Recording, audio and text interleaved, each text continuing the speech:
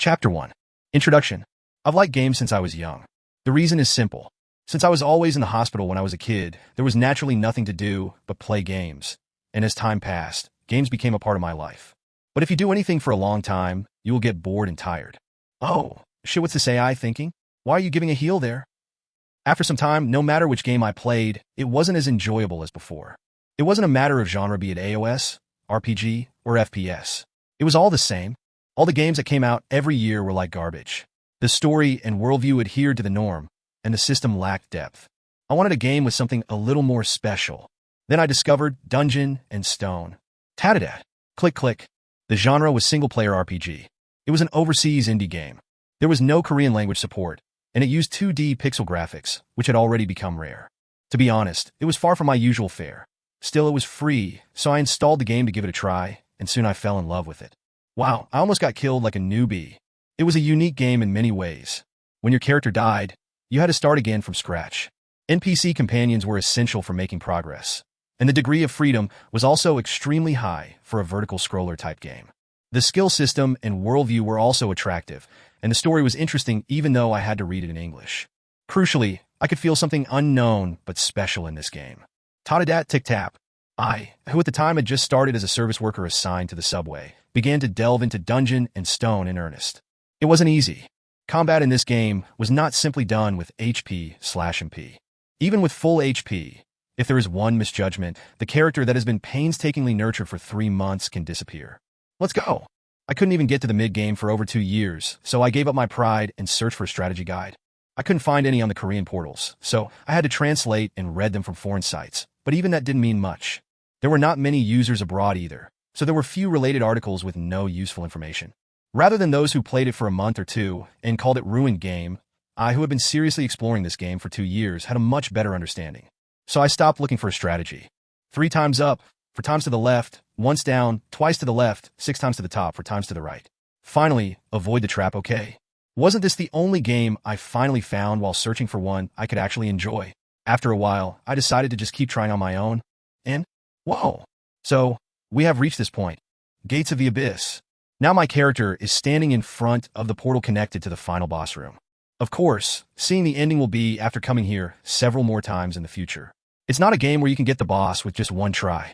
Even so, I can feel how nervous I am right now from my stiff fingertips. The final boss. It may be nothing to some people. However, for me it took 9 years to get here. It would not be an exaggeration to say that we were together all through my 20s. Even when the call for service workers got canceled, as well as the day when I went back to school after a long time to apply for reinstatement, and the day I received a letter of acceptance to the job I wanted after graduation.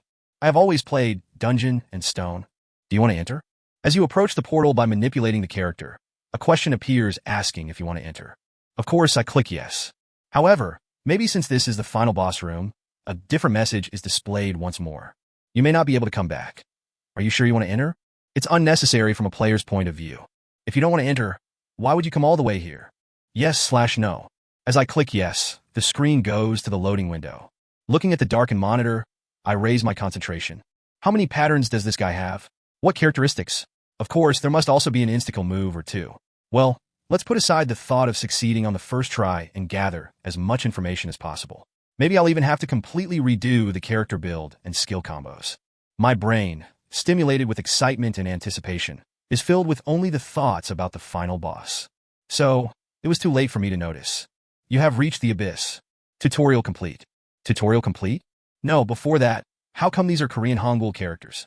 Wasn't Dungeon and Stone only supported in English? Transmission begins. Just as I felt a sense of incongruity, a bright light burst out. The light was so intense that there's no possibility of it originating from the monitor. Damn it, my eyes. In an instant, everything turned white, ringing in the ears, and an unknown heat bursting from the skin. My thoughts quickly faded, as if I had been injected with a fast-acting anesthetic. I was usually confident in my ability to cope with crises, but at this moment, I had no idea what was going on. Flash! I lost consciousness as the light grew stronger. And when I opened my eyes again, I was a barbarian in the game. Chapter 295 Newbie 3. I turned my head and looked at the hand on my shoulder. A ring with a unique pattern was on his index finger. A subspace ring. My heart pounded. What was inside that ring? It felt like looking at an unopened random box. Swoosh. My hand reached for the ring. My treasure. What the hell? The man quickly pulled his hand away as if he was disgusted. Barbarian, you bastard. You! I could tell what he was misunderstanding from his terrified eyes. His companions also muttered. No wonder a barbarian was a newbie. A normal person wouldn't come down to this city.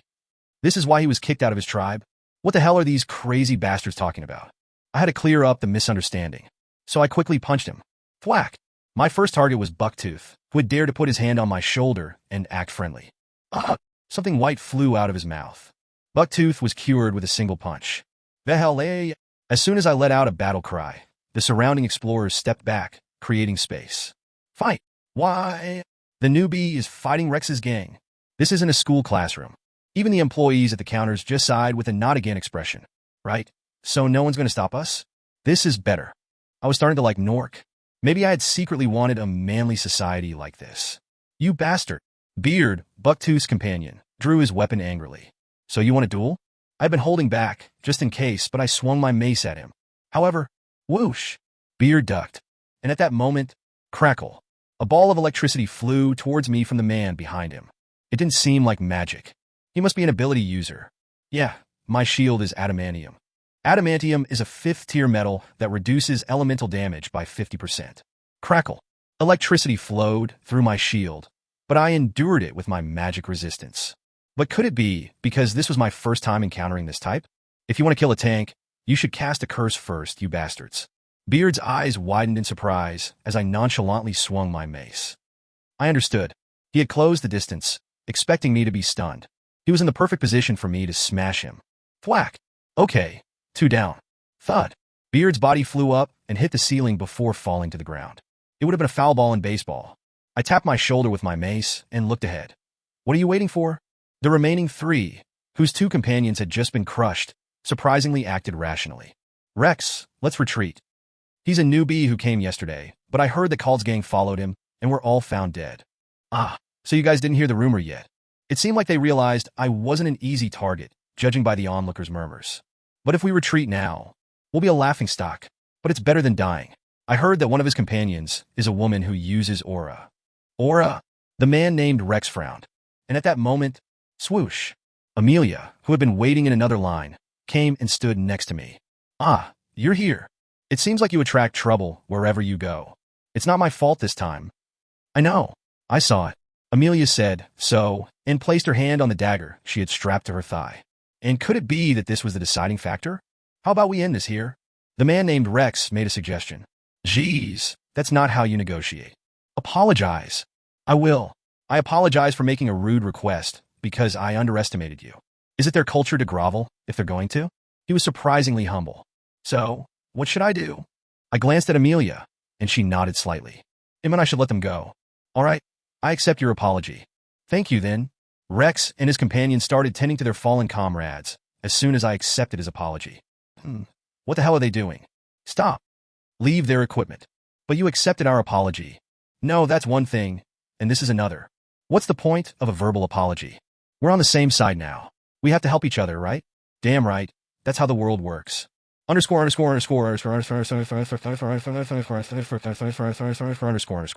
Rex hesitated for a while, and then sighed and took off his unconscious companion's equipment. Here, are you happy now? Where's the ring? Here it is. Damn it, how much is this worth? It's practically money duplication. Why were these Nork bastards living in poverty? Anyway, I'll check what's inside the ring later. Go now. I put all the equipment they took off into my subspace ring after chasing them away. Phew, I had been wanting another subspace pocket since expandable backpacks were so inconvenient. They're warm-hearted people, even though they look a bit rough. What are you staring at? Come on, let's get back in line. We then headed back to the counters. Other explorers had taken our spots, but it wasn't a problem. I had already adapted to this city. Oh, human. Dodich, what do you want? We have a bit of a situation, so can you let us go first? Of course. We were able to get to the front of the line thanks to the kind explorer's consideration that we had saved almost 30 minutes since we were in the middle of the line before. The people here are so kind. Anyone would think you're the one from here, not me. Haha, how embarrassing. I'm just a fast learner. I'm not a genius. I didn't say that. Oh, you're not being honest.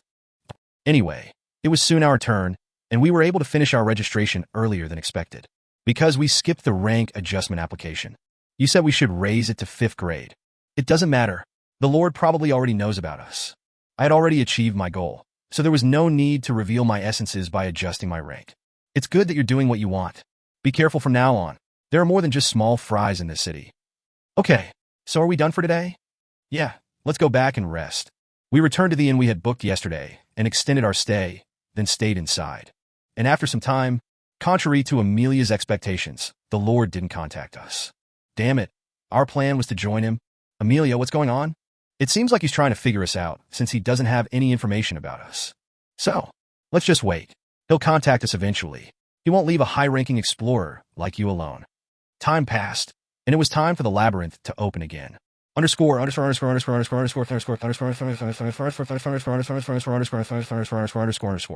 Why? It's been a while. Let's go make some money. The plaza was crowded, as if there was a festival. It was a common sight on labyrinth opening days, but the people gathered here today seemed especially excited. It was understandable. Most of the few people who entered the labyrinth last month had returned alive, so there was a sense that the labyrinth was safe again. It was great news for those who were struggling. Swoosh. Arua Raven, who was passing by the plaza in a carriage, closed the curtains with a bitter smile. It was finally sinking in. Right, it's already been a month. A month had passed since Bjorn died. Although the man who was called a hero among explorers had died, the world hadn't changed. Only her surroundings had. Raven briefly reminisced about the past few days. Yeah, Bjorn is dead. The warrior was surprisingly the most rational one. Let's all go rest. We're tired, so let's talk about what to do tomorrow. I'll go to the guild alone. She tried to do what needed to be done, facing reality, to maintain this team that Bjorn had created. Of course, it didn't work. What do you mean? Now that Bjorn is dead, the 5 of us have to enter the labyrinth, right? The fairy retorted aggressively. Explore? Is that what's important now? Then what is? Revenge. We have to take revenge. Revenge? And what? That incident on the island happened, because of them. And that red-haired woman is suspicious too. If she's still alive, and if she's involved in what happened to Mr. The fairy's eyes were filled with killing intent. I don't even care if she's not involved. I'm going to find them all and kill them. Raven understood her anger. After all, she had recently lost her sister because of Nork. Erwin, I understand how you feel, but calm down. How are you even going to take revenge on those who left for the outside world? Let's go home and rest today, and then we'll talk tomorrow. So that's all it was to you guys. What? I feel sorry for Mr. To think he stayed behind alone to protect these people, calling them his companions. What did you say? Say that again. R.A. Raven, stop it. You can't do this. The warrior stopped her. The Beastman Archer would have usually stepped in, but even she didn't seem to have the energy for that. But did the fairy notice? She approached the Beastman warrior. What about you, sister? Are you going to do it? Take revenge. Aye. The Beastman warrior trailed off. And after some time, you beast. The fairy left after those words. I'll talk to Erwin tomorrow, so let's go too. They disbanded and went home. The warrior said she would go to the guild and report Bjorn death, but the mage stopped her. Miss Einar, please take care of Misha. I'll take care of this. But you can't even read, Miss Einar. All right, I'll leave it to you. The Beastman Archer didn't say anything. She just watched as the team fell apart, as if she had experienced this many times before. Let me see, the deceased is Viscount Bjorn. The guild was in chaos when she submitted the death report. The surrounding explorers and even the staff looked like they had many questions, but they didn't approach her, seeing her expression. A day passed. Did you hear? Viscount Bjorn is dead. I can't believe Giant died like that. What a loss. The news of Bjorn death spread throughout the city as quickly as his fame had spread when he was alive. And those who knew him visited his house. Einar, Misha, open the door. Is it true that Yandel is dead? Why? Open the door. Hikarad Murad, the dwarf warrior who was his former companion. Murad, stop it. I confirmed it at the guild. We shouldn't make things harder for them. Let's go back and come again later. Brown Rotten Miller and countless other explorers who were indebted to the hero, Bjorn visited his house. Thank you for saving us that day. He won't be coming to the library anymore. Flowers piled up in front of his door. Countless people mourned his death, and the barbarian tribe, who considered him as their next chieftain, closed the gates of the sanctuary and held a funeral for several days, praying for his soul to return to the forest. But the world didn't change. Only her surroundings had. Let's all rest for a while and not think about exploring. All future exploration plans were put on hold. What could they do with just 4 people? And besides, they weren't even in their right minds. Everyone needed a break. But nothing changes by resting. Arua Raven had an epiphany after the fairy left that day. Time doesn't heal all wounds. Everything would only get worse as time passed. Therefore, I have to find him. Arua Raven hadn't been able to sleep properly since that day, spending every day buried in books. She had even visited the library in the royal palace today and was on her way back to her lab. Because there was something strange about his death. It was known in the city that he had died because of Stormgush. This doesn't make sense. But judging by the circumstances, he had succeeded in hunting it. He even had the presence of mind to hammer a nail into the ground and tie himself down. But where did he disappear to in that short amount of time? And if he was really swept away by the water, why was his equipment missing? There's something more, a huge secret. Raven clutched her chest, unable to breathe. Although it wasn't a rational deduction, there has to be something more. She needed something to hold on to. Chapter 2. Tutorial 1. Close your eyes and ask yourself, if this is the beginning of a very, very brutal game, what am I supposed to do now? First, you understand the situation and get all the information you can. After that, I managed to come back to myself a little. Recalling the first task I set for myself, I slowly opened my eyes and checked my surroundings again. Unfortunately, nothing had changed from before. The fact was that I was in an open space, surrounded by a woods. Also, it weren't some LED streetlights that illuminated the dark surroundings, but flickering torches. The most striking fact of all was that there were muscular savages everywhere I looked. Congratulations, young warriors. Fuck, I wasn't seeing things. I didn't know what they're doing in the middle of the night, but their expressions were pretty reverent. Was that guy in the middle like a tribal chief? Well, that didn't matter. As of today, you will leave the sacred sanctuary and be reborn as true warriors. I closed my eyes, letting out the presumed chief's words through one ear and out the other. I was no doctor, but if I were to self-diagnose, right now I had blackout symptoms. With no idea why I was here. Now come out one by one, and choose a weapon that suits you. So, let's reason things out. What was I doing just before this? As soon as I tried to recall to check if I had any brain problems, the memory immediately came to mind. I'd been playing a game. The final boss room was imminent, and I'd activated the portal while suppressing my excitement. Then, suddenly, some messages saying that the tutorial has been completed or that the transmission has begun appeared, and a bright light burst out. And, now that I'd come to my senses, somehow, it became even more confusing than before. Come out, Karak, third son of Farron. First, I decided to check the condition of my body. I didn't feel any pain, but I still needed to check carefully. With that thought in mind, I bowed my head and stiffened. What was all this? Two-handed axe. Great. The hands I looked down on were embarrassingly gigantic. And surprisingly, they moved according to my will. While I was at it, I checked the rest of me, and it was a spectacle. Not only was there no shirt, but tattoos of all types were drawn all over the solid upper body muscles. Yes, they all looked the same size, adjusted to the same level for this giant body. Once I cleared up the situation. No, really, there was nothing to clear up. For some reason, I had become a barbarian savage without realizing it. Oh, Karak, third son of Farron, this makes you a warrior. Kidnappings, hidden cameras, psychological experiments, etc. I immediately erased all such possibilities from my mind. It would have been foolish to twist the circuit of hope and try to forcibly fit the evidence, even though the situation had already shown me the key. It was more productive to admit the truth and move on. What was happening to me right now was something that science or modern knowledge couldn't explain. Other than this large body, there was plenty of other evidence, too. Next, first of all, the language that these savages spoke was not Korean, English, or Spanish. A language I'd never encountered in any media in my entire life. The problem was that I could understand it as naturally as my mother tongue. It was as if knowledge had been engraved into my head. Come out, Einar, second daughter of Penelin. Second, I was feeling used to this situation. I wonder how that could be, but it really was the case. At first, everything was unfamiliar, but after I came to my senses, I started feeling a strange sense of DJVU. You chose a sword. It is a good choice for you who are smart. That the young barbarians choose their weapons, one after another. That's all they had in common. But this was reminiscent of the intro of Dungeon and Stone. To be precise, when Barbarian was selected from among the several races, the game started this way. But was that really a coincidence? The game I was playing when the mysterious light swallowed me was Dungeon and Stone, and even the main character I was playing was a barbarian. Oh, Einar, second daughter of Penelin. Now you have become a warrior. May the blessings of Rafdonia be with you. You crazy. I decided to quit trying to clear up my remaining suspicions. Rafdonia. The tribal chief just mentioned this one proper noun, which made everything else meaningless. I now knew where this place was. This world was the game I'd been playing for nearly a decade. This is Dungeon and Stone? Was somebody talking? What did they mean by those words?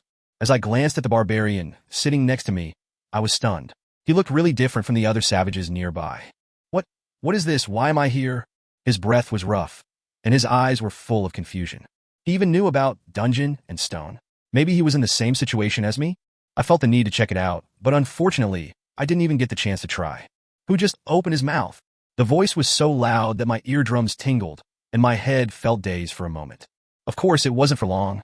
I didn't know how soon I came to, but seeing the tribal chief looking down at me made me wake up pretty quickly. Was it you? I shook my head as soon as the question was asked, and as if it came naturally, I looked at the savage sitting next to me. An act so quick and smooth that I could only admire my own self-poise. In response, the chieftain moved his gaze to the barbarian sitting next to me, instead of questioning me further. I'm sorry, but you're the one responsible. Why did you have to go and open your mouth? Was it you? Yes. I asked if it was you who just mumbled. It was only now that I felt it, but the tribe chief's face wore an unusual expression. Just looking at him, the problem didn't seem as simple as somebody talking inadvertently. Oh, you mean dungeon and stone? Yes, why?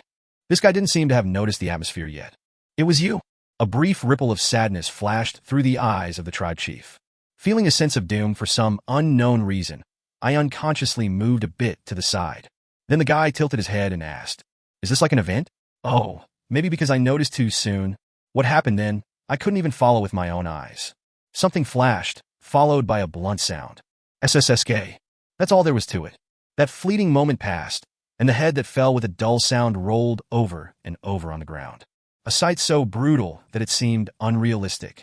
The eyes relayed the information they had just seen to the brain. A man's neck was cut off in front of my eyes. White bones and severed muscles were visible through the gap on the neck. Something white splattered on my face, along with red blood and muddy flesh. What was this? Fat? Well, I didn't really know, but it wasn't as shocking as I'd have expected. As if I was watching a movie or an anime, there was no feeling of nausea and no mental pressure, as if it was all a dream. PSSSSSSSSS. As I watched the blood spurt out of the severed neck, only one question remained in my head. Why the hell did the chief kill him? An evil spirit resided in the soul of Orium, son of Kadua. Young warriors, erase from your memory all the words this evil spirit has just uttered. The moment I heard the chief's words, the information naturally compiled in my head. Information 1, I am an evil spirit. Information 2, if this is found out, I will die. Information 3, this fate could have become mine. When I came to that conclusion, chills rose in my spine, which was still intact even when my compatriot's head had been cut off. Vulcan, hurry up and report this to the temple. And take the corpse. What about the coming-of-age ceremony? I will proceed. There was a lot of blood, but the ritual continued. It seemed that this kind of thing was common here, and no one blinked an eye wherever I looked. This was also true of the young warriors sitting around. But maybe it was because I'd played so many torturous games? No one told me, but I could clearly see what I had to do now. Please finish your coming-of-age ceremony safely without anyone finding out that you are an evil spirit. If it were a friendly game, a message like this would appear. With the updated task in mind, I forcibly stopped myself from shaking. And taking my cue from the attitudes of the others, I composed my facial expression. No one should feel any sense of incongruity while looking at me. To them, if found out, I would be nothing but an evil spirit who had possessed the true owner of this body. Next, but what followed after the accident made my heart sink. Kinnick's fourth son, Serum, come out. I didn't know my name. This was a serious matter, with life or death at stake. If your name was called, and yet you stood still, you definitely look suspicious. Next, of course, you could go ahead and say you'd heard it wrong. Obviously, that was a much more likely explanation. But if you were asked something more to make sure, that'd be a different story altogether. What if the chieftain asked a question because he was suspicious? I won't be able to answer anything. Next, did these fervent emotions stimulate the hormones in my brain? Positive thoughts began to come to mind. A weak thought, if you were called at the end, it doesn't matter if you don't know your name, right? Next, I felt sorry for myself. Was I going to depend on luck when I'd never been lucky my whole life? One could tell just by looking at how I was brought to this place while playing the game. For an unlucky bastard like me to get through this crisis, I needed a much more plausible plan. Next, that's why I kept looking around. With my chin steadily facing the front, I looked at the expressions, movements, and habits of the others with my eyes. As I was doing this, a way came to my mind. Next, of course, this method was not 100% guaranteed. However, my time was short, so I made the final decision that this was the most likely way for me to survive. Next. The calling continued. I counted about 2 seconds to myself each time, and when I had repeated it 8 times, "Come out, Bjorn, son of Yandel." Finally, the long-awaited moment has arrived. Even after the 2 seconds had passed since the name was called, no one stirred their feet. Recognizing this fact, I stepped forward, and proudly, with my shoulders squared, I walked towards the tribe chief. Step. It wasn't that I was unafraid. Even at this moment, as I stepped forward, I wasn't sure that it was my name. Step. If my judgment was wrong, this insane tribe chief would call me out at once, saying it was suspicious, and perhaps ask, "Who is your mother?" I would not be able to answer. However, Step. I didn't hesitate. Even as my heart pounded in my chest, I steadied my breath and continued to step forward for a simple reason. Because I thought this was the most probable. Young warrior, choose your weapon. In the end, my choice was right. There was no doubt in the eyes of the chieftain looking at me. A gentle gaze, same as when dealing with other young warriors. I held my breath, suppressing the strange excitement bubbling inside me. I lived. Less than 10 minutes have passed since I opened my eyes. But I have accepted the reality I am facing now as it is. It may seem strange to some, but denying reality is for idiots. This is not a dream. Barbarian1-10. From now on, I must live by this name. No, not just the name, I have to completely become this savage barbarian. I don't know for how long. Is it even possible to return home? And if it is, what do I need to do? Because I don't know anything yet. Well, I wonder if it'd be possible to go back once the game's clear conditions are met. It's still too early to determine this. I honestly wish that wouldn't be the requirement. No, I haven't even cleared the 2D version yet. How do I clear it in real life? Maybe I'll have to live here for the rest of my life. In that sense, weapon selection was important. I thought that dragging things out might raise suspicion, but I still carefully examined each weapon one by one.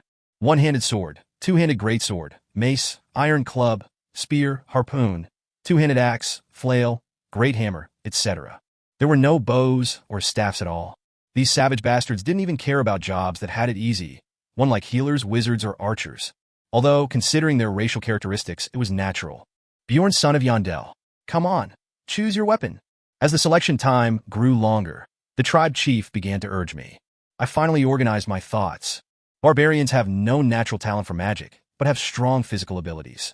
For that reason, when raising a barbarian character, I always played with melee weapons and put them in the vanguard. Out of curiosity, I'd also tried to raise a barb archer, but it didn't work. Their true value was always shown in close combat. And among them, this. After a lot of deliberation, I finally chose my weapon. The chieftain, who gave admiration and praise after every choice, showed a strange reaction for the first time. The sentiment was fully understandable. Bjorn, son of Yandel. This makes you a warrior. Because I'd chosen a weapon that no one else had picked. At that time, in a dark room with the lights dimmed. Synchronization complete. Character information and logs have been recorded and sent to the manager. The CPU fan that had been quiet started to spin, and the light from the monitor again illuminated the empty room. However, the machine did not boot normally. Beep, beep, beep, beep.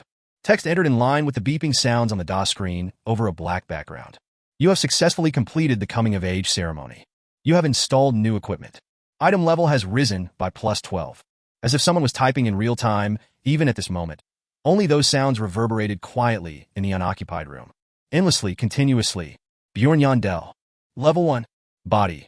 25/mind. 35/ability 1. Item level. 24. New +24. Combat index. 67. New +6. Editor's notes. 1 lit. Eating raw means taking it easy, getting a free ride, etc. Comes from the expression that eating things raw and uncooked requires no effort. Chapter 3. Tutorial 2. Barbarian. When I first played as this race, whose name literally translates to savage brute, the weapon I chose was the greatsword. Right, because it's cool. As a man, there is a certain romance in wielding a two-handed weapon and reaping lives by spinning like a dervish while holding your sword in the middle of an enemy camp. The problem was that he died too easily. Feeling fascinated by the barbarian character, I started researching. How could I properly raise a barbarian to keep it alive? But even after many attempts, the barbarian still died too easily. No matter how much I tried to increase his survivability, he would always go berserk in a fight. There was no stability because each battle was like walking a tightrope. Then, at some point, I began to doubt myself. Should I just use him as a tank? Barbarians have the highest vitality among the selectable races, and their average strength is also high, so they can even wear adamantium equipment.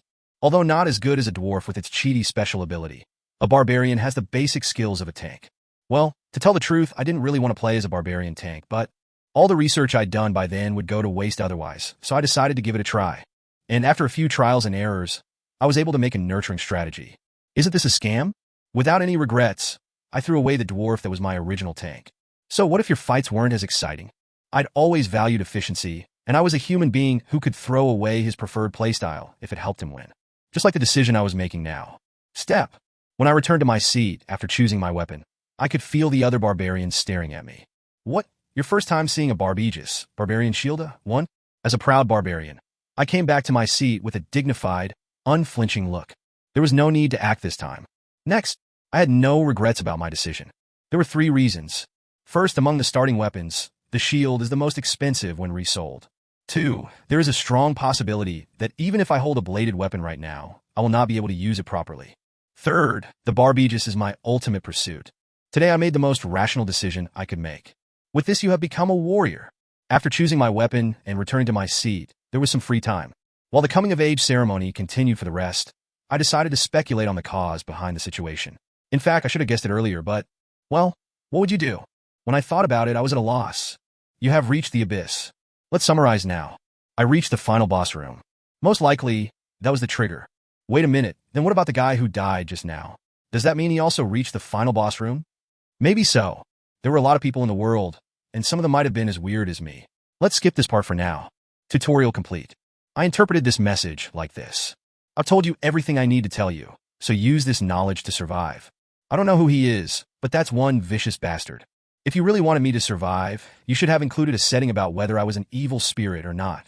As soon as I arrived, my head was almost blown away. You son of a bitch. Phew.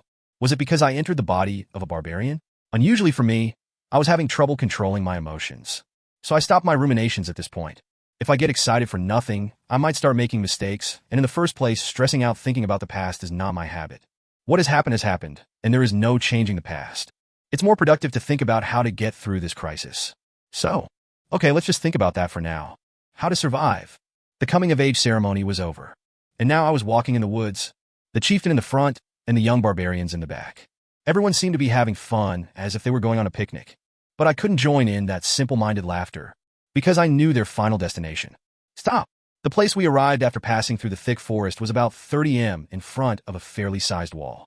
Open the gates. The gates opened with the crude, rattling sounds of a mechanism, slow enough to make you yawn. But the young barbarians watched in wonder, as if they had forgotten to breathe. In that strange silence, a gray city finally appeared beyond the gates. Rafdonia. Perhaps just during this moment, my eyes were not much different than them. Roads in good condition and stone structures. Invisible through them, a spire towering high in the sky. I'd never dreamed that the day would come when I would actually see the place illustrated on the game loading window. Shit. Warriors. When the door opened, the chief turned around and shouted. Before he let us go, I wondered if he wanted to say something nice. Leave. Your destiny awaits. The barbarians did not need boring speeches. Huh. The barbarians, who had just reached adulthood, ran into the city shouting. I didn't like it, but I too screamed and followed after them. There may be people who are sleeping soundly in the dimly lit buildings, but who cares about them? I am a barbarian. Clonk. The gates closed behind us with a groan. Of course, none of these savages cared about that. The overexcited primitives ran for a long time before finally calming down and slowing their pace, and only then was I able to calmly continue my thoughts. Right now, I have conflicting emotions. Of course, there's fear of the upcoming situation, but also a kind of anticipation, since I've become a part of the world and the game I enjoyed the most. It's a little funny. It hasn't been long since I decided to only think about how to survive, but so quickly these kinds of feelings have started to bloom within me. I don't think I'm normal, either. But that's still nothing compared to these barbarian bastards. Stop! The leader of the barbarian group, who'd been running at the forefront, stopped his steps, turned around, and shouted proudly. I must have lost my way. The savages shouted back at that shocking confession. Theron's third son, Karak, has led us astray. He has no qualification to be our leader. You have to take responsibility. Fuck. You guys who were so happy to be followers have the guts to say that? Is this the true face of the barbarian society? So dirty. Stop. I get it. I admit that I am not worthy of the leader's position, and will step aside. Karak, Fanon's second son or something, bowed his head deeply and returned to the group. Next, it was a female barbarian who was appointed as the leader of the next generation. Penelon's second daughter, Einar. Wise Einar, who will lead us on the right path. The female barbarian started leading the group with a happy face at those words of laudative anticipation. However, it didn't take long for her to follow the previous leader's footsteps. I must have lost my way. Surprisingly, the two of them even said the exact same words. It can't be. We must get to the labyrinth within the set time. Einar has no qualification to be our leader. Right. Confused, the savages began to seriously discuss who they would nominate as the third leader. I think the second son of Tetran would be good. No, I do not think so. Rather, were these bastards completely brainless? Did they still not realize that no matter who took the lead, they weren't going to be able to reach their destination this way? Maybe even my turn would come.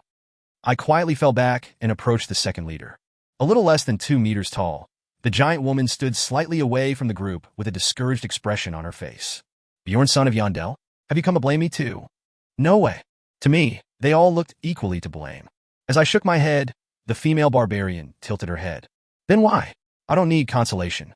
No, I've come to show you how to find your way. Really? How? I pointed to a place. You just have to follow them. Can I just follow them? She looked like she couldn't believe it. Patiently and logically, I explained step by step. A city at midnight. All the buildings along the road have the lights turned off. However, even at nighttime, there are quite a few people walking on the street. They are all dressed in armor, not everyday clothes. Where could they possibly be going? Surely. Now that I see it, I agree. I will give it a try. The female barbarian returned to the group and shouted, I found a way. And the barbarians also stopped trying to choose the third leader and began to cheer.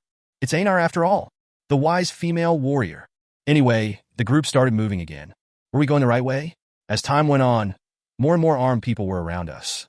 At some point, I started to see a bunch of lights spreading out in all directions from afar.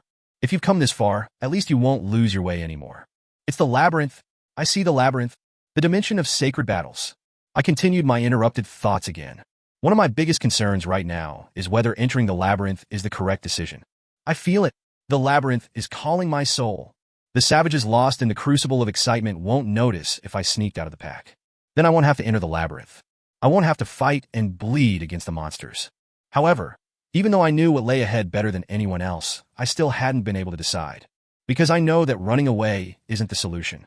Dungeon and Stone has a tax system. From the age of 20, all city dwellers are required to pay taxes, and failure to pay taxes is punishable by death. Hearing this alone makes one wonder what genre of manga is this, but if you look at the worldview, the reason becomes clear to some extent. I didn't think it was something to worry about right now. Einar, let's speed up. Whoa. Anyway, I had to make money. Of course, entering the labyrinth to fight monsters wasn't necessarily the only method. Even if you work at a tavern, you won't have any problems making both ends meet. Unless you're a barbarian. Barbarians were the only ones given a weapon at the start of the game. For a very simple reason. Barbarian? I'm sorry. I just got a guy. Aren't you going to leave?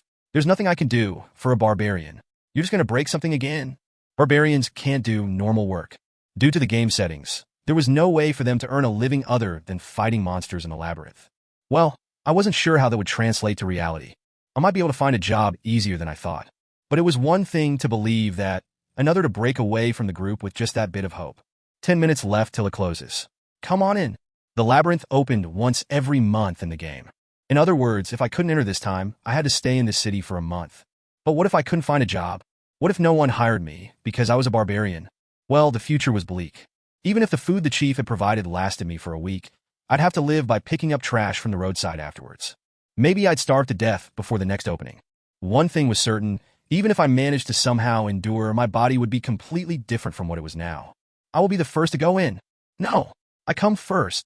Hunger, cold, sleeping in unsanitary conditions. I knew better than anyone how devastating these things were to the human body. So, if I was going in anyway, it was only reasonable to enter now when I was in peak condition. The problem is that there's mortal danger. It was a time of crisis. Bjorn, son of Yandel. Someone grabbed my shoulder. When I checked, it was that barbarian woman. Obviously, her name was Einar, third daughter of Penelin. I'm the second daughter. Anyway, so what do you need with me? All the other warriors have already entered the labyrinth. The only ones who haven't entered yet are you and me. Somehow the place had become quiet. When I checked, there were not many people left in the square, let alone other barbarians. Einar, as the second-generation leader, seemed to come to take care of me since I was still here. You must hurry.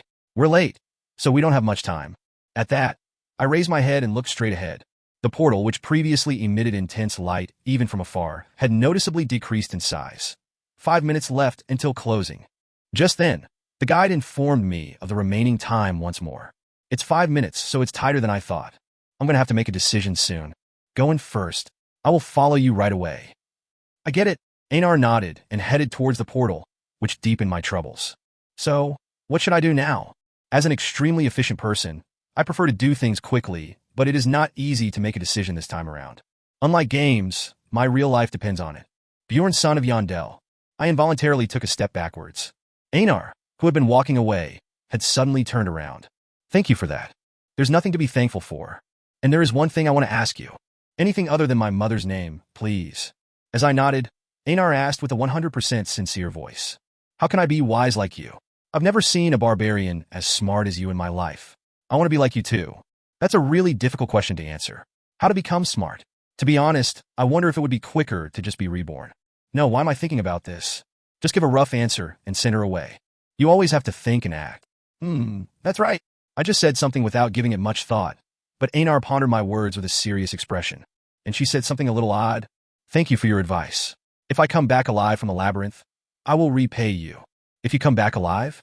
It sounds too strange coming out of a barbarian's mouth. So, I ended up putting an unnecessary question in my mouth too. Are you afraid of dying? Isn't it obvious? Of course, I'm afraid to die. Perhaps all the other warriors are as well. I wouldn't say it out loud, though. Was that so? To be honest, her words didn't make sense to me. The barbarians in the game had no knowledge of fear. Actually, things didn't look much different now either. While I was silent, Einar added some more words of explanation. We were born warriors. If you don't fight, you die. Her tone was clumsy and stiff, but somehow, I could fully understand what she was trying to say. Right. Like me, they just didn't have a choice. Because they were born as barbarians. If you don't catch and kill the monsters in the labyrinth, you won't be able to survive in this city. That is why they learned how to overcome their fears and move forward from an early age. Yes, it was just that. What made them look like savage barbarians? See you alive? Bjorn, son of Yandel. Einar soon entered the portal. 1 minute left until closing. Now, there was nothing holding me back. Only my own choice. Like the phrase that had popped up while entering the final boss room, there were two options here. Yes/no. That thought cleared up my mind, which had somehow become jumbled with complicated thoughts. Whenever I was playing games, I always played with an emphasis on efficiency for the sake of a goal. Before acting, I considered the possibilities first, and I always moved with the next step in mind. Even if there is an immediate benefit, if the final result is a net loss, say no. Otherwise, choose yes. So, there was never any choice to speak of. The gate will be closed soon. Back off. I ran forward. Deep down, fear was boiling over, same as when the chieftain had called my name. Needless to say, I'd never even gotten into a common fistfight, having been sickly for most of my life. And the opponent was a monster on top of that. I was so terrified that my body felt like it was slowly turning to stone. It's dangerous. However, that didn't mean I had no chance whatsoever. Right now, I was in the body of a barbarian, with strength that went beyond common sense. I had my knowledge, gained from nurturing characters in the game thousands of times. And above all else, I had a grand goal to survive. So, I had no choice but to do this, even though I knew better than anyone the horrors and grotesqueness hiding behind this choice. Still, this was the most rational choice. You entered the crystal cave on the first floor. That's what I thought. Editor's notes. One, honestly, in last chapter we managed to work out the portmanteau Barbarcher. Somehow, but how do you translate a shield plus Barba? We went with Barba, Rian plus Aegis. Suggestions welcome. Chapter 4. Tutorial 3. As far as Dungeon and Stone is concerned, I am an expert. What kind of monsters come from where, what habits they have, and what their weaknesses are I know by heart. Based on this, I made my final decision. If you combine a barbarian's physique and my knowledge, it's enough to survive in this labyrinth. At least at the time, I genuinely believed so. HAA. As soon as I entered the labyrinth, my vision went dark. Not some kind of a metaphor or analogy, literally I couldn't see anything. It was so bad I probably wouldn't even have noticed if someone covered my eyes with a blindfold. Yes, there wouldn't have been much of a difference. Fuck. I felt like I'd been ambushed out of nowhere. All the barbarians had been just carrying the one weapon, so I didn't even have any doubts about this from the start. There shouldn't have been any need for torches on the first floor, because the crystals on the wall act as a light source. Of course, there's a dark zone on the first floor too, but except for the outermost area that leads to the second floor. Oh, did I fall there now? I quickly hypothesized. When entering the labyrinth, the starting position is set at random. Of course, just because it's random doesn't mean you'll be thrown into a place like this. Even if you happen to start at the outskirts, there should still always be a shining crystal nearby. However, this was not the world of the game seen through the monitor. What if all of those things had been conveniences the game devs had given to the player? In reality, What if an unlucky bastard got trapped in the dark zone as his starting point? If so, could my current situation be explained? No, it had to be that. If the entire first floor was like this, I wouldn't have the confidence to survive a single day. Oh, still, I calmed down a bit after organizing my thoughts. Fortunately, my eyes had adapted to the darkness, so my vision was much better than before, although I could still only the vague outlines of objects. Well, the situation wasn't dire enough to contemplate committing suicide by biting off my tongue anyway. Let's go ahead and check things out first. Since I was finally alone, status window, equipment window, character information, status, inventory. Check journal damn. Nothing worked. Well, I didn't expect it to anyway. Let's go. One hand holding the shield and the other touching the wall, I moved forward, barely faster than crawling. Well, wasn't that obvious? Even if it was slower than crawling, I simply couldn't increase my speed any further. It was dangerous here. Suddenly, a sharp pain erupted from my ankle. It was the first time in my life that I'd felt this kind of pain, making my nerves go crazy. But I quickly figured out the cause. What the hell was wrong? Even without a battle log, the answer beckoned me obvious very quickly. The character stepped on a goblin trap. Fuck, I'd stepped on a trap. What was the flaw in my strategy? There was no need to think too hard. The shield gave me psychological stability, true, but in return, it obscured much of my field of view. If I'd buckled my shield to my belt and focused on observing the terrain, I might have noticed the trap. What was the use of a shield if you couldn't see anything, anyway? I had to focus on practicality rather than peace of mind. Shit. Fuck it up. My hair was about turned white from the pain. I wanted so very much to scream right now, but I persevered desperately. I didn't know if screaming might make me feel better, but I knew for sure that it'd make the situation worse. Thump, thump, thump. My heart was pounding like crazy. Hook, hook, hook. I pressed my lips together and forced myself to breathe slowly. What I needed to remember right now was not how badly hurt I was. There is only one type of monster on the first floor that uses traps. Goblin. And there was definitely one lurking nearby. I reflexively raised the shield to cover my head, then held my breath, focusing on my hearing. There was no sound. It was so quiet as if time itself had stopped. Wasn't there one? I didn't know for certain. Maybe they just left their position for a while, or something like that. Even goblins had a shit sometime. Fuck, I can't think that way. I crumpled up that creeping thread of hope like a ball and threw it out of my head. There were two reasons. First, there was a difference between thinking positively and being an optimistic idiot. Second, what I needed right now was a negative mindset. If you can't be sure, just assume the worst. The goblin heard my scream. It was hiding in the dark, waiting quietly for me to lose my strength. That's why I didn't hear any sound. Because in the game, if there was a trap, there had to be a goblin. Phew. I slowly exhaled the breath I'd been holding. Anyway, it was all very quiet. So as long as you didn't get sloppy, you'd definitely notice others approaching. First, let's do what I have to do. Queue up. Crouch down, pull open the trap with both hands, and pull your feet out. Then, after tearing off the hem of the trousers, take off your shoe and apply strong pressure to the wounded area. I decided to throw away the damaged shoe. In fact, it was tough to even call it a shoe anymore, because what I'd been wearing were closer to sandals. Damn barbarian bastards. If I'd started off with even just some simple leather boots on, they wouldn't have needed to be thrown away after a single half-assed trap like this. What the fuck am I thinking? I found myself thinking unreasonable thoughts, and my heart went cold. Let's not mourn the past anymore. No matter how much you curse, the situation you're facing will not change. In the end, it was my fault for not checking the terrain properly. So stop whining and check your body first. This is really bad. I couldn't feel my right foot anymore. There was a dull heat, but even though it was getting faint, I know you're hiding, so come out. I whispered quietly. Still, there was no sign of life in the darkness. So I slowly inched forward. Step, step. One leg was sore, but the pain was not as great as I would expect. Probably because the trap had been soaked in some paralytic poison. I didn't know if I should call this a good thing. Come out, you bastard. I didn't hesitate to provoke the enemy, and kept moving forward. Because time wasn't on my side. If you have to fight, the sooner you get to it, the better. Injuries were one thing, but I couldn't ignore the possibility that he was waiting for reinforcements. Aren't you coming? Of course, these might all just be my delusions, and there might be no goblins here in reality. Then I'd be a fool who stepped on a trap by himself, and followed that up with a full-fledged stand-up routine. But so what? Even so, I wanted to survive. Then how about you just stay there? I will go. Speed up. It was merely a little bit faster than crawling, but right now it felt like running a marathon at full sprint. One step, then another. As I was walking, my right foot started to throb. SSSSBP.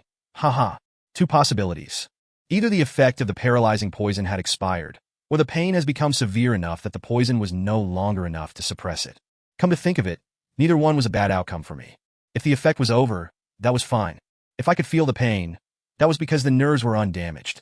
No, why am I being so positive about this? Well, I didn't really want to think about it. I didn't have the brain power to spare. Your mother is a fucking goblin. Words poured out without any brain-to-mouth filter. Was it because I'd shed so much blood? My brain felt parched, as if it had been dried and pickled in alcohol. Your father is also a fucking goblin. Of course, I kept spitting out words as soon as they came to mind, but my feet did not stop. So you are 1-2, you fucking goblin. Then, there was a sound for the first time. It was obviously a small sound, but it was very loud to my ears that had been perked up in concentration. Squelch. Finally, he showed his presence for the first time. What? Couldn't stand your parents being cursed. Of course, I knew that wasn't the case. It wasn't even a curse in the first place. The sound came from behind. It would be more accurate to say that he was forced to make his move since I was getting farther and farther away. I accelerated further. The sound of his footsteps also accelerated behind me. Squelch, squelch, squelch, squelch. His footsteps sounded unusual. Every step he took, there was the sound of something sticky pressing and sticking to a smooth surface. Even though I knew goblins were less than 1 m tall as per the setting, I felt a pressure as if a huge monster was chasing me. To shake off my fear, I kept talking to him. I was a barbarian, in the end.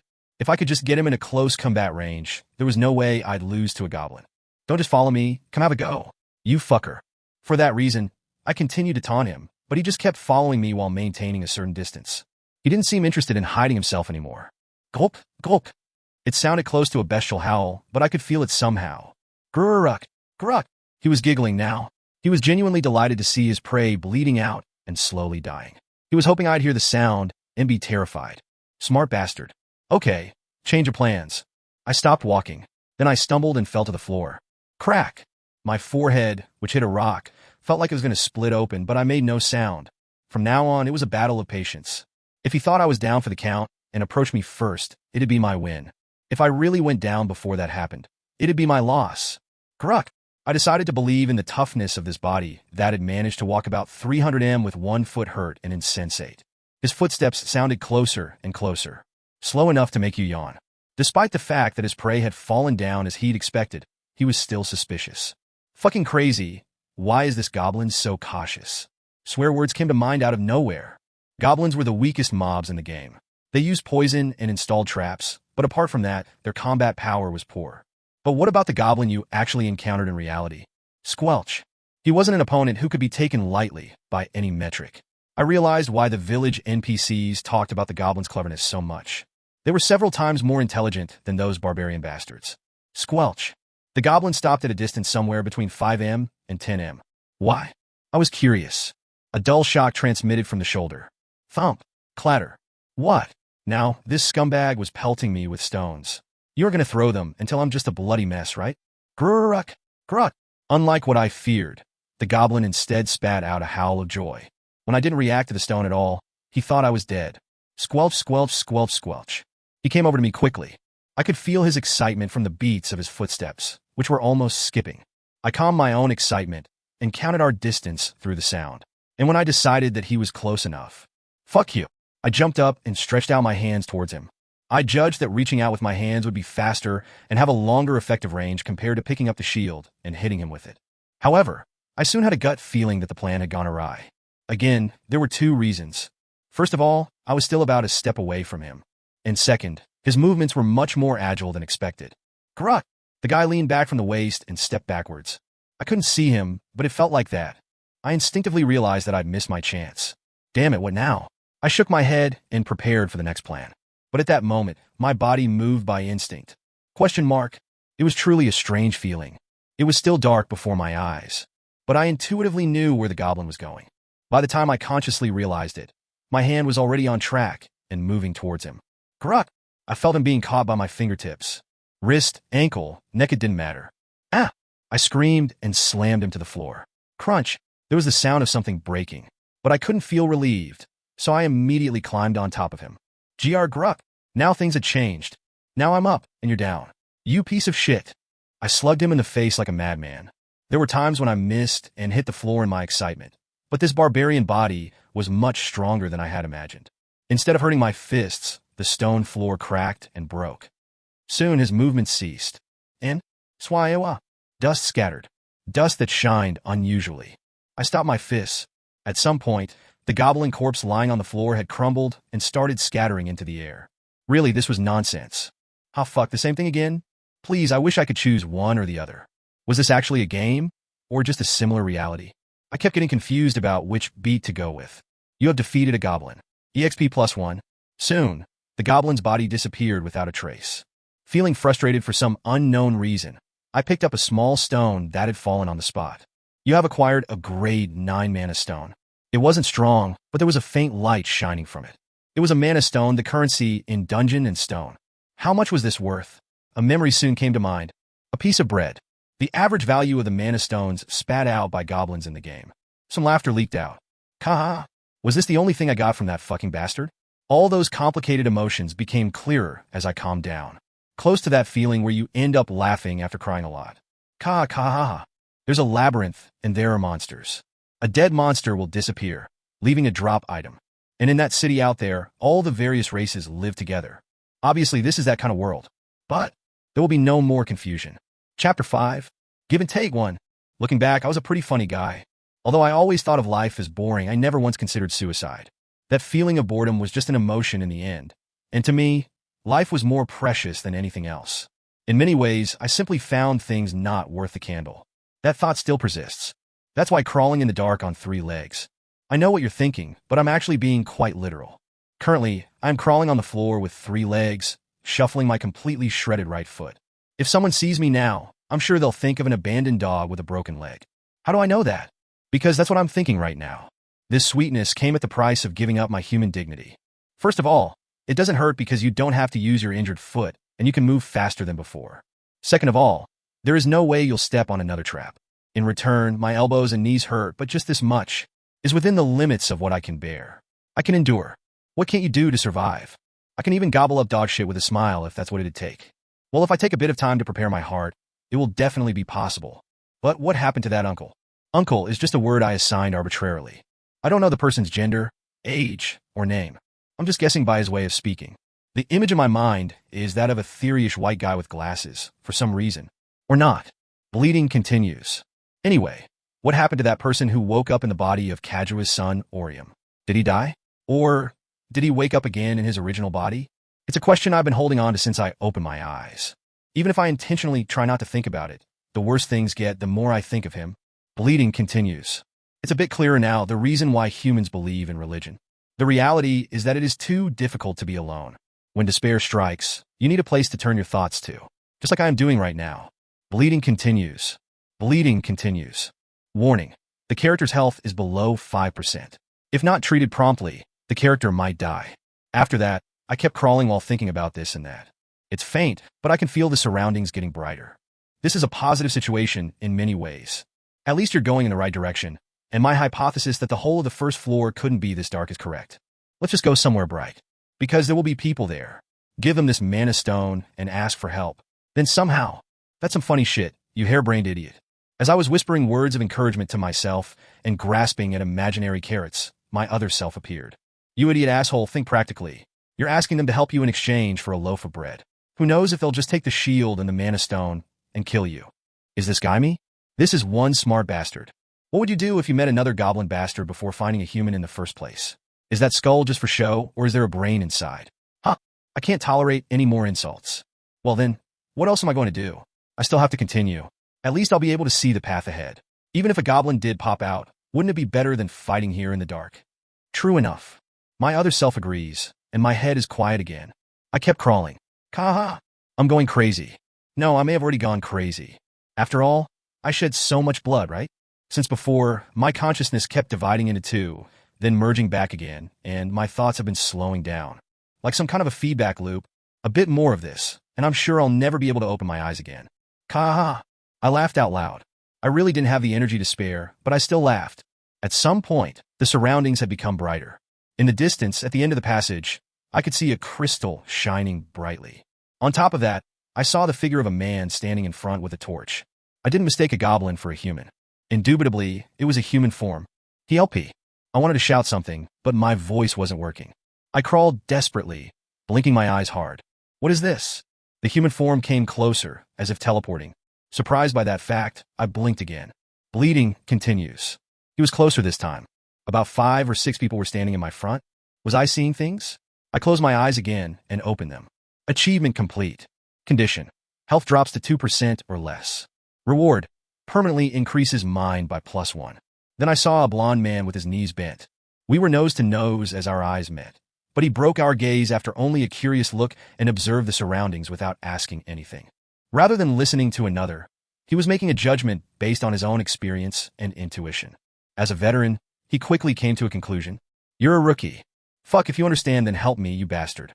As you can see, I'm a fucking barbarian with just a shield, and all I have is a goblin mana stone to exchange for help with this shredded leg. I'll give you all of this if you want. So, amazing. How did a newbie manage to get here faster than us? I quickly opened my mouth to answer, but what came out was a sound similar to a cough or a spit. Grew. No, to be honest, it sounded more like a goblin, but it was enough to let them know that I was in a situation where I couldn't answer. Soon, the blonde asked a colleague, Priest Ersina, could you please treat this kid? Priest? Are you saying there's a priest in your party? I stared at the side with the fervent eyes of a man seeing a miracle. And indeed, there was a priestess in a white robe. The priestess, who made eye contact with me, spoke bluntly through her beautiful lips. I will decline. What? I see. All right then. What all right? Why are you agreeing? This is horrible. Fuck. I don't know why I'm being treated like this even after I finally reached here.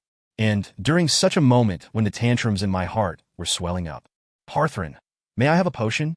Isn't that for when you can't use your divine power? You have a lot of them anyway. I will pay for it separately after we exit. Sheesh. A man with a sword at his waist clicked his tongue and pulled out a potion from his bag, throwing it. My heart sank seeing my sole lifeline being treated so casually. Clink. Fortunately, the blonde caught the potion properly. It's not as good as divine power, so this will hurt a bit. The blonde opened the stopper and sprinkled half the bottle's contents on my wound, and poured the other half directly into my mouth. Quickly, I felt an unbearable wave of pain. Was this the sensation of all the pain unconsciously accumulated in the body breaking out at once? The body regenerates rapidly due to the recovery medium effect. It felt as if my whole body was melting. This was the reason why potions could not be used mid-battle in the game. I thought it was just something prohibited by the system, but it turned out that it reflected the ground reality very well. Shit. Hyuk hyuk hyuk hyuk. How many minutes had passed? The pain gradually subsided, and I began to feel better. Now, can you tell me, Barbarian, how did a rookie like you get here before us? If you know a new passage, I want to buy the information. Indeed. Was that his purpose? I didn't feel bad. Rather, it was reassuring to think that he treated me well because he had a purpose. There is nothing more sinister than good intentions without any concrete cause behind them. Still, I felt a little bit sorry for him. I didn't know any secret passages. I was here as soon as I entered the labyrinth. I honestly told them my circumstances. The blonde tilted his head and then nodded with an understanding expression. Surely I've read it in a book. Occasionally, there are cases of dimensional instability. My heart was pounding heavily. I asked as if I might have misheard. You're seeing this for the first time? I couldn't believe it at all. Hey, there's a priest in the party, and there's even a wizard. It means that they are decent enough, at least in the middle class. But for the first time? Yeah, in the book, it's a case that might happen once a century. That somebody falls in the outermost zone like this. Oh, I see. It's something that might happen once a century at the most. And that's what I experienced when I first entered the labyrinth. Now I see why the other barbarians didn't carry any torches. Who would worry about being struck by lightning just because it's raining? Looking at it, this seems like an unprecedented experience, but it must have been a disaster to go through such a rare event. The blonde looked at me with a sad gaze. It wasn't the information I wanted, but it was interesting nonetheless. Let's just go and forget about the value of the potion. Although his tone was a bit unfortunate, he seemed to be basically a good guy. Oh, and remember to take the shield over there. I looked where the blonde was pointing and saw a shield that had fallen to the floor. The distance was about 20 m. I thought I'd tied it properly at my waist, but it seemed to have fallen off. Then let's go. They passed me by without even letting me say thank you. In the labyrinth, time is money, so it wasn't hard to understand. No, it was close to a miracle just to have spent so much time for me in the first place. I stared at the place they left for a moment, then quickly ran and picked up the shield fallen on the floor. It was definitely great to have survived. Still, something felt odd. Barbarian1-10. Level 1. Body. 25/mind. 36. New +1/abilities 1. Item level. 24. Combat index. 68. New +1. He was lucky, that barbarian. Well, isn't it a bit much to call that luck? Going through something like that your first time, As the blonde answered with a vague smile, the swordsman snorted. Even without that, things would have been the same for someone who stepped on a goblin trap. He was lucky to meet us in the first place. He was lucky to meet Drush, not you. You didn't even want to use the potion, did you?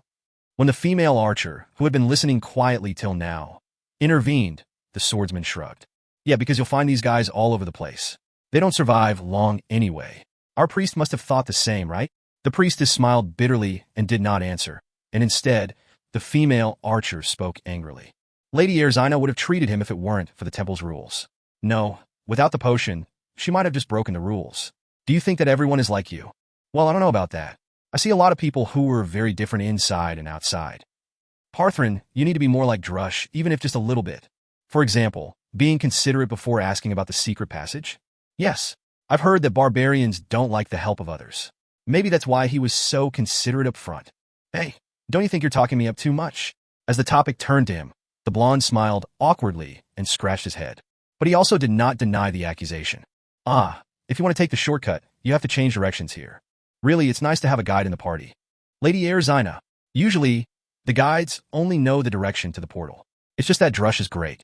He's memorized all the landmarks on the first floor. The swordsman shook his head, looking at the female archer. But where the hell does this trail of blood end? Haven't we already walked quite a bit? Yeah, I guess you're wrong about that guy just being lucky. What kind of mental strength do you need to keep crawling for a distance like this? What big deal is that? Yeah, it should be around here. The party that had been following the bloodstains till now turned to a shortcut in the middle. And after about 15 minutes, they reached their destination. Looks like we were the first to arrive on this route. There's a benefit to hurrying. Let's get moving. When the blonde placed his hand on the monolith placed in front of the dead end, an intense beam of light burst out and took the shape of a sphere.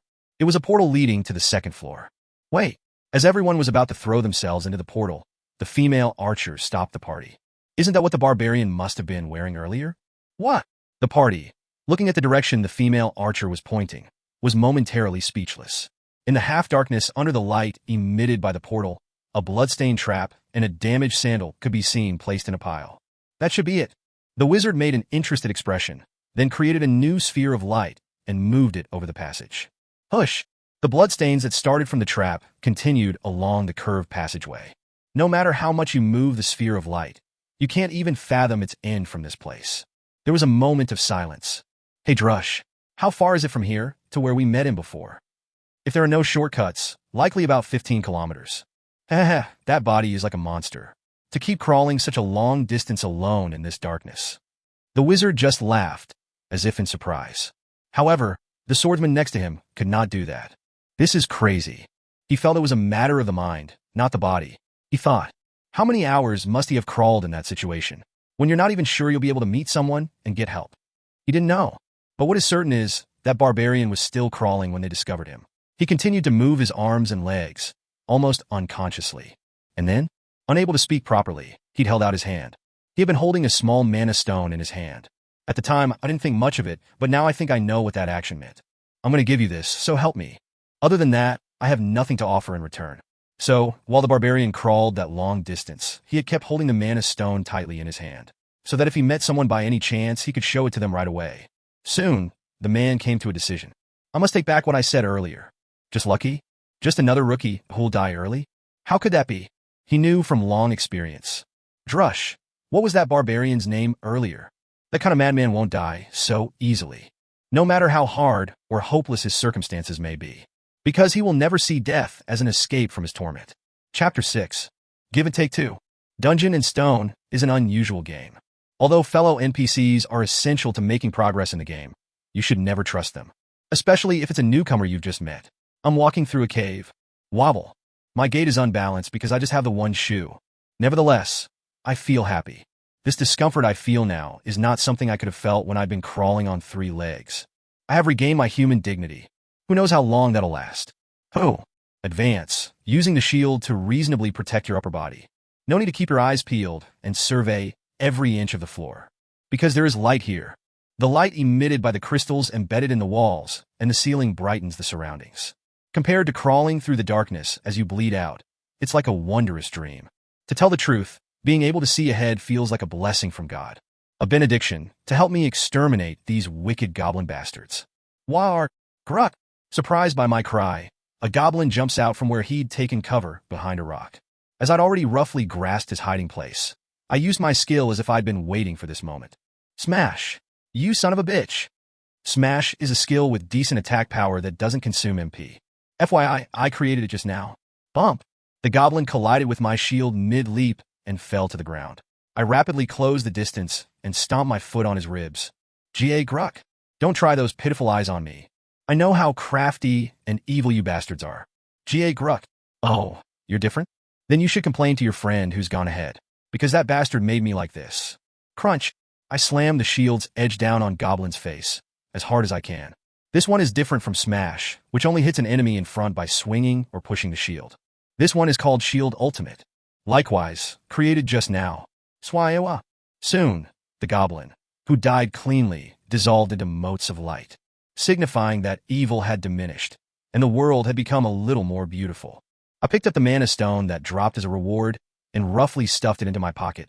This one was the 10th since I entered the labyrinth. Oh, these fucking bastards. After barely surviving a life and death ordeal, I kept encountering goblins that I was nervous at first, but I soon realized. At places that boasted the safety of light, the goblins weren't a threat to me at all. They weren't as smart as I had thought. If you have trouble believing that, just look at that randomly installed trap over there. Couldn't you at least dig up some soil to cover it? Do you have a brain or not? If you just leave it openly on the road, who the hell is going to step on it? The goblin traps were so crude that they could be noticed even from afar. Even if you try to pass by one without triggering it, most times the goblins would just jump out and attack you first. Probably what happened with that bastard following me grinning like a pervert only happened because I actually stepped on a trap like an idiot. Gradually, after grasping their habits, the battles became easier. First of all, their main weapon was a short dagger, and their physical strength was only at the level of a child in the upper grades of an elementary school. In contrast, I was now a muscular barbarian with a physique that towered above them at around 2M. In an all-out fight, a goblin could be subdued in about 3 seconds.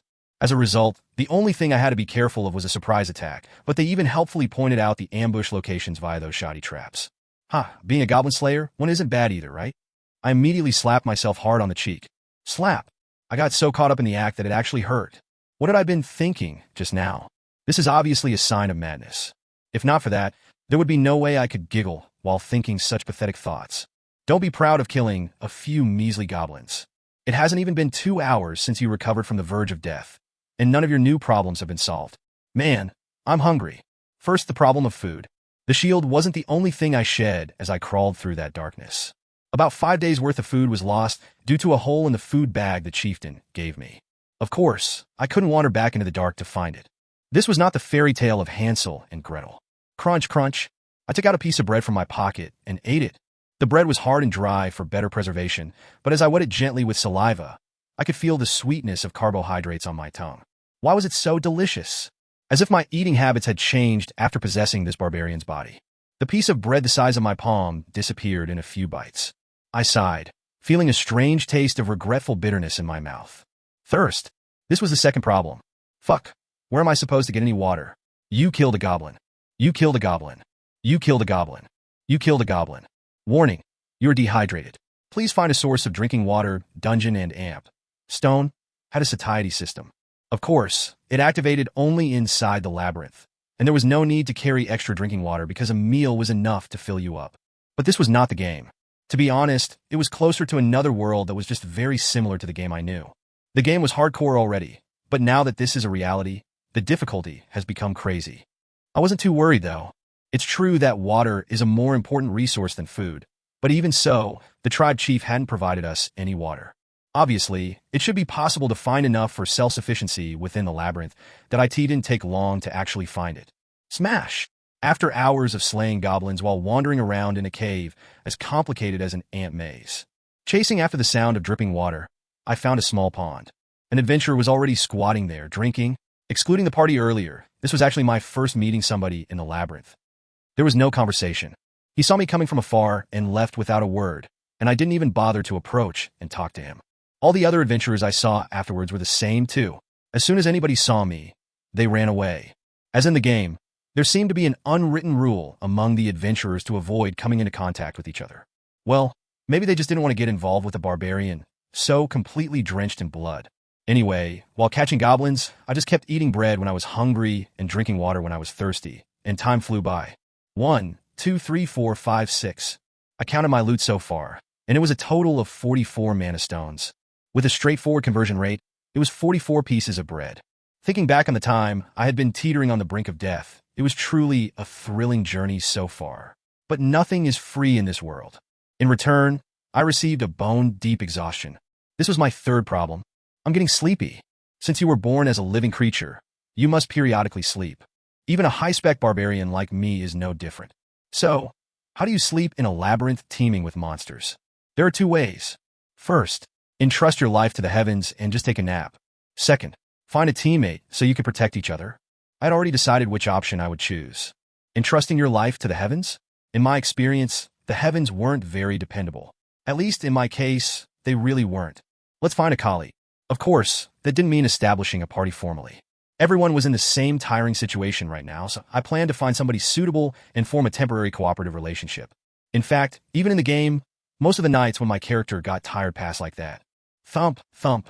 After making my decision, I wandered through the labyrinth, focusing on movement rather than battle. It was just that, unlike before, I could now see groups of people everywhere. Thump, thump. Groups of adventurers in 2s or 3s were resting, taking turns amongst each other to keep watch. Based on the appearance and demeanor, I found the courage to initiate contact with a few groups, but all of them ended up in refusal. I'm sorry, but we've got all the people we need. So they said, but they frowned and covered their noses at my approach every time. So the reason was quite clear. Motherfuckers, just how clean do you think you guys are? While I was venting inside my mind, someone spoke to me. Hey! He was a human uncle who looked to be in his 30s. About 180 centimeters tall. He gave off a pretty nice and warm-hearted impression, but in his hand was a hammer covered in goblin blood. The uncle smiled and asked me, "Are you looking for a knight friend? What the fuck is this bastard saying?" As I instinctively took a step back, the uncle tilted his head. "Wasn't that what you were looking for? I thought I could trust my back to you and rest comfortably because you were a barbarian, but unfortunately not." Huh. Say that earlier, mister. It seemed that knight friend was a slang for the temporary cooperative relationship I was talking about.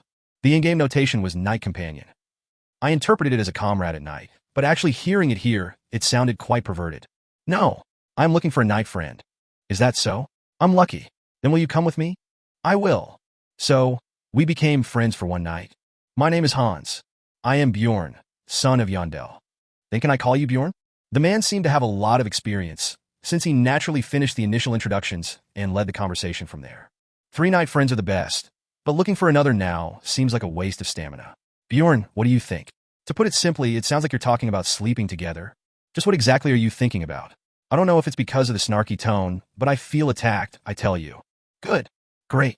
If someone asks you to join us, then we should discuss with each other and decide whether to accept or not. After a brief discussion, we decided to spend the first night together. However, the problem was, then let's decide the order by playing rock, paper, scissors. Rock, paper, scissors seem to be the rule of thumb here as well. Fuck, I'm not good at this. Then, as expected, I was the one out of luck. For some reason I won. Screw you. Then I will ask you again. If a goblin or another adventurer approaches, wake me up first. Do you understand? I get it. Come on then, take this. The man lent me a watch with the number 0 to 23 on the dial, and was kind enough to teach me how to use it. When the short hour hand comes here, you can wake me up.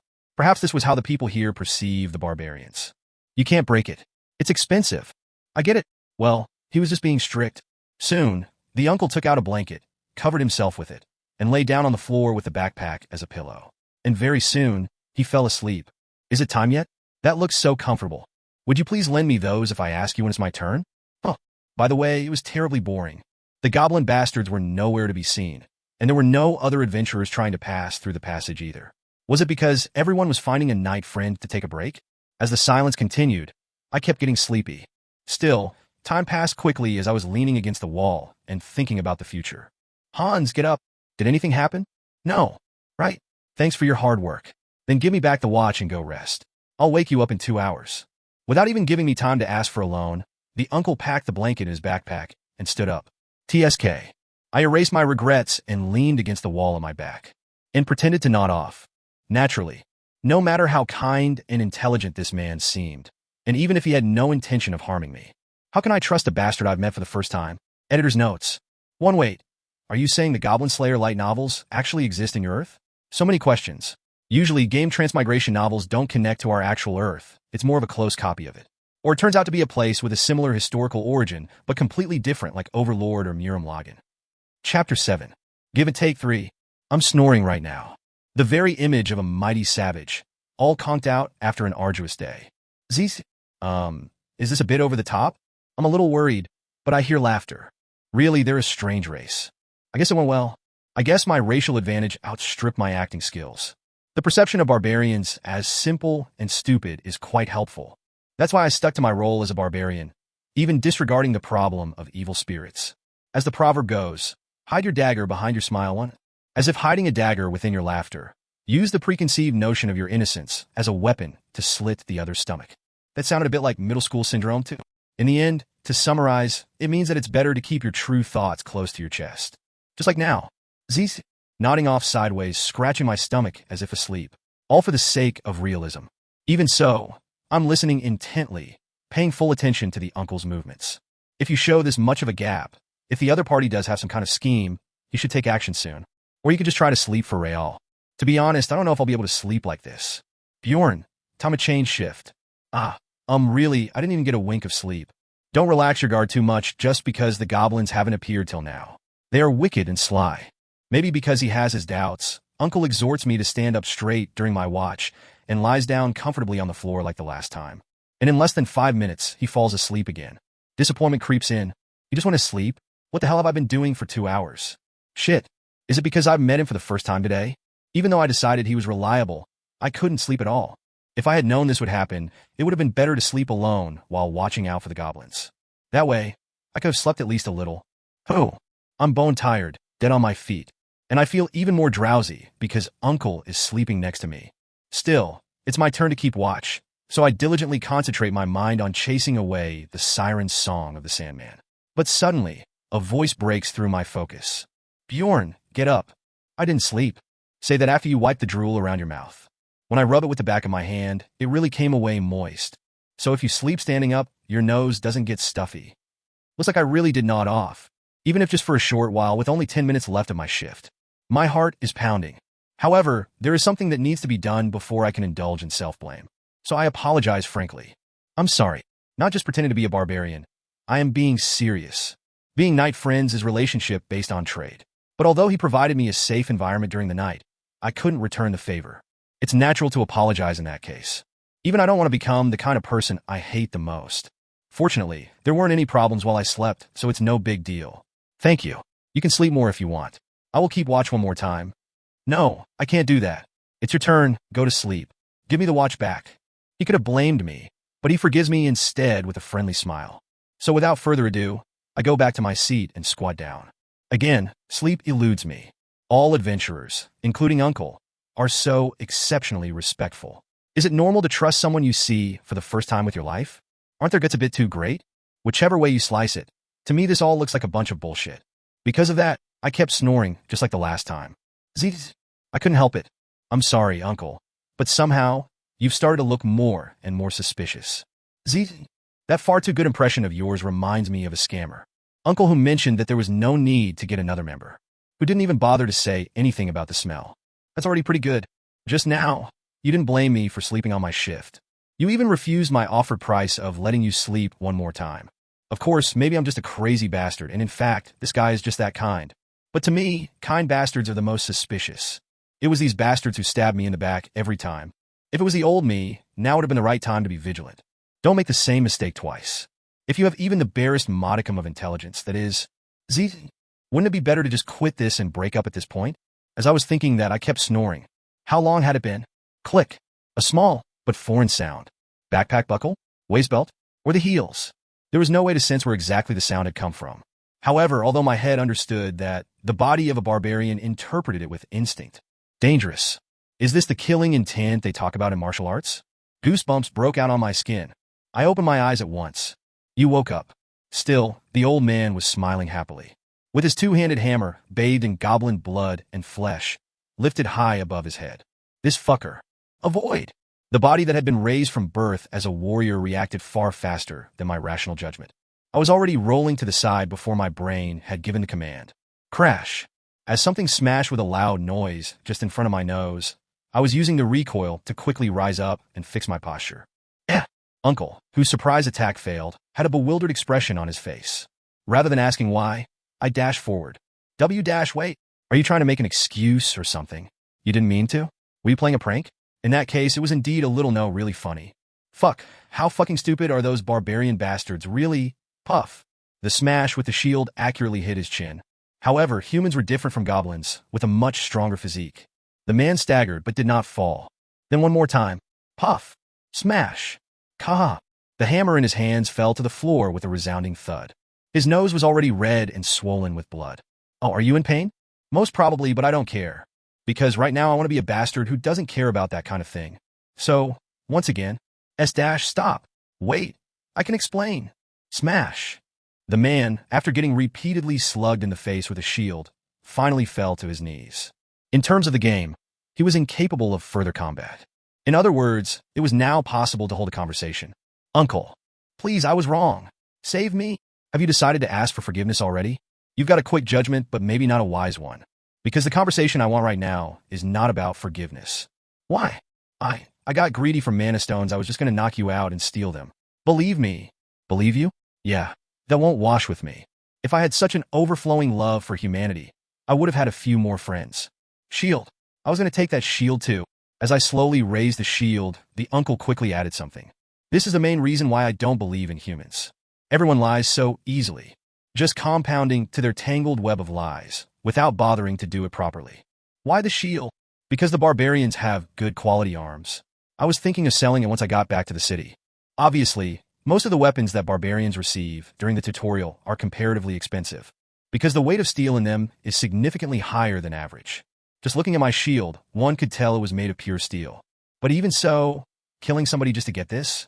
Well, when I think about it, it's not completely incomprehensible. But, bullshit. The man was still hiding something. Be honest. Why? Just like when I was dealing with the fallen goblin, I crushed the man's chest with my foot. Deep fear was engraved in his eyes. But maybe because this bastard had tried to kill me? Surprisingly, I didn't feel anything in particular. The same way you know not to look into the eyes of a cow when slaughtering it. It's okay to just ignore it, or something like that. As I was thinking about ending the conversation at this point, Uncle called out again. He dash heart. Heart. It was an unexpected word. When I looked at him with eyes that demanded an explanation, Uncle continued his words with a resigned expression. A barbarian's heart sells for a high price. Why? Well, I don't know for sure, but they say it's an ingredient for some new magic potion. I see. Now I understood the motive. I was just a goblin to this man. Difficult to catch, but once you catch one, you can get a huge reward. Why did you act now instead of when I first slept? I have to sleep too. Oh, I see. If possible, it's better to both sleep and earn money. I thought Uncle was cautious, but it was just a bug from seeking extreme efficiency. I've told you everything, so please forgive me. Forgive? To be honest, I couldn't help but laugh. Forgive me? The guy who had just been about to pull out my heart and sell it as an ingredient was now saying something like that? If I'd reacted just a little late, I wouldn't have even gotten a chance to beg for my life. Please. Well, everybody wants to live. I should have known it was going to be like this. At least he had good attitude. However, Uncle, it is right that you should pay the price. The bastards I hate the most are the ones who do whatever they like and then dodge the responsibility afterwards. Therefore, I will give you everything I have, even if I don't have that much right now, if I can just go back to the city. I can't believe you. In that respect, what was the difference between this guy and a goblin? I could never be friends with a goblin, but at least with this guy there had been a chance. Only that was different, and therefore he was worse. Of course, this is just an emotional opinion, and I don't make choices based on my emotions. It doesn't always happen, but at least I try. I will probably meet countless people like you in the future. They'll all say the same thing. Then should I forgive them each time? Forgiveness is a very scary word. A decision you make with a gentle heart often comes back like a dagger to stab you in the back. I know that fact better than anyone. So this time too, I have no choice. A mistake in this primordial world would not only scar my heart, but even threaten my life. I'm sorry, oncle. I don't think I can do it, because I've been stabbed in the back far too many times. Oh no, absolutely not. I'm different. Come to think of it, the goblin said the same thing. Well, I was just arbitrarily interpreting whatever I'd seen in his eyes. But anyway, then, what do you do next? Ka. Raise the shield high with both your hands. However, unlike the last time, it pauses for a moment. Of course, that hesitation doesn't last long, as if some unknown force is pulling your arm down. Oh no, please. I lowered the shield with all my might. Crunch. After the sound of cracking bones, came a sullen silence. Achievement complete. Condition: first kill.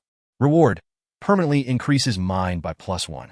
I did not turn away from what I had done, and instead accepted it. About a day had passed since I entered this game world.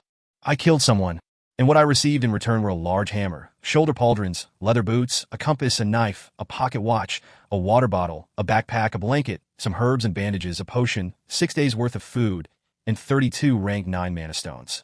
Editor's notes. 1. Chinese lit. Hide a knife behind a smile is one of the 36 stratagems. 2. Don't lie. We know you know what Chinibu is. Chapter 8. Night Friend 1. Am walking through a cave. This time, there's no wobbling. The character is wearing leather boots. Total item level rises by +5. The boots almost fit. Thanks to that, I learned one more thing. Uncle's feet were too big for his height. Anyway, they're pretty sturdy, so stepping on a trap won't hurt as badly as it did the last time. The character has equipped a two-handed hammer. Total item level rises by +30. This hammer is made of solid iron and is about 1 m long. Uncle needed both hands, but I can swing it one-handed.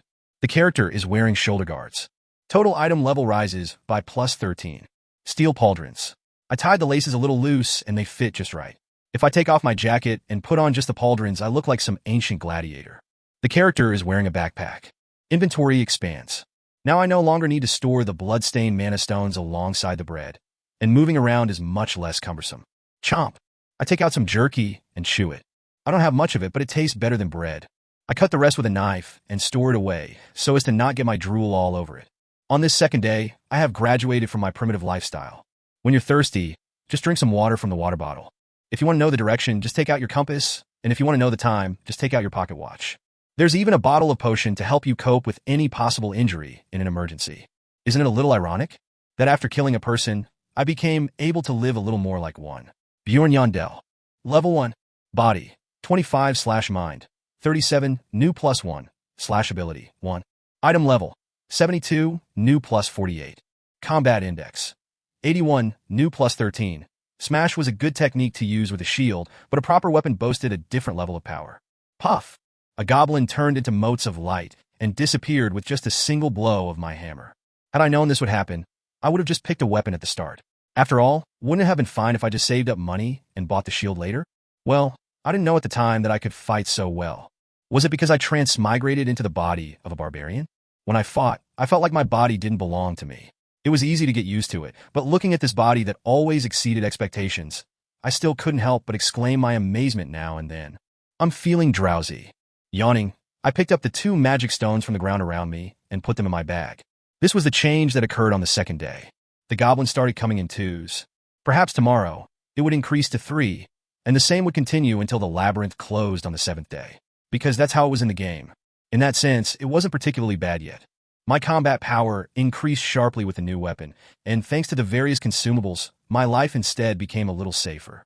Things are going pretty smoothly, except for the fact that I keep closing my eyes. From yesterday until now, I kept constantly moving and fighting the goblins. But I'd only gotten around 10 minutes worth of sleep, and one time I even fell asleep while standing up. I really wanted to sleep. I didn't even want any luxuries like a blanket or a pillow. I just wanted to squat down and take a nap, even if it was on the bare stone floor. Really, if things carried on like this. Oh, fuck. In my half-asleep state, I tripped over a stone. Thankfully, things didn't go as unluckily as was my usual. I would have been in real trouble had it been a trap. Let's just get some sleep right here. Coming to a decision, I immediately leaned against the wall with my shield and my hammer still in my hands. Even though I didn't have any night friends by my side. Rather, this felt safer. If you're going to be ambushed anyway, goblins are better for that. You're more likely to live if you get stabbed with the little carving knives one they carry around. Unlike your head being pulped with a hammer while lying down. Squelch. Motherfucker. I woke up to the sound of footsteps that had already become familiar. Even when there had been no hide nor hair of them, when I'd stood vigilant for no less than 4 hours. Now that I was sleeping alone, one showed up right away. I could see why Uncle told me not to drop my guard. Stubborn bastards. I immediately ran over and shoved the hammer into the goblin's head. Puff. G.A. Gruck. A total of 2 shits had been creeping up on me, but the other guy immediately bolted once he saw his friend being smashed. Yes, go. I don't even have the energy to follow you. Hey, you bastards. When I checked the time, less than 10 minutes had passed. In the end, I had no choice but to go back to the cave and keep hunting goblins. Whenever I felt too tired and couldn't take it any longer, I leaned against the wall and got a few winks of sleep. There were a few occasions while I dozed off that made me almost faint with surprise, but it was only twice that I felt like I had one foot in the grave. Once, when I felt a presence and opened my eyes, some bastard adventurer was quietly closing in on me. When our eyes met, he gave an indifferent smile, then stepped back and disappeared. Even just thinking about it again, I got goosebumps. In terms of surprise alone, the second occasion didn't lose either, especially since it was an ongoing process. The character was attacked by a goblin while sleeping. For the first time, I woke up to actual pain, not a premonition of a presence. A goblin appeared in front of me. Once I killed it with one swing of my hammer, the other bastard hightailed it. GGH. I immediately identified the root cause behind the pain. But, oh my god, there was a carving knife stuck between my collarbones. Shit, my left arm wasn't moving well for some reason. But after all, I was glad it ended with just pain. Had I been a little shorter, or if that goblin could jump a little better, this knife would have been lodged in my neck. Creak. I clenched my teeth as I pulled the knife out. Then, taking out the potion from my bag, I placed a few drops on the wound. By the time I closed the stopper and put the bottle back in the bag, the blood was bubbling and the wound was regenerating quickly. Cheek. Was the bastard who made the potion a psychopath or something? Somehow, it hurt more than the stabbing itself. Ouchie! After about 5 minutes, the pain went away. Although the pain had woken me up abruptly, after the rush faded, my eyelids felt heavier than ever. So much that my vision blurred if I stopped concentrating even for a single moment. It was time to make the decision I'd been putting off. Although my body was that of a barbarian and sensitive to killing intent, there was a limit to it. Didn't I just wake up after being stabbed with a carving knife? I need to take a break. I checked the time, and it had been about 14 hours since I parted with Uncle. Perhaps the adventurers active on the first floor were also wandering around by now, again looking for night friends. Hey Barbarian, are you looking for a night friend? This time when I roamed the area, it was the adventurers who took the initiative to speak to me first. Also, very passionately, you look pretty tired, don't you? Will you come? You can always trust a barbarian. If you join, we'll have 3 people, so how about getting together? It was like being an in-demand whore. Was it because this was the second day, and everyone was looking the same? Bastards who sniffed at my smell were nowhere to be seen. Or maybe the smell hadn't been the problem in the first place.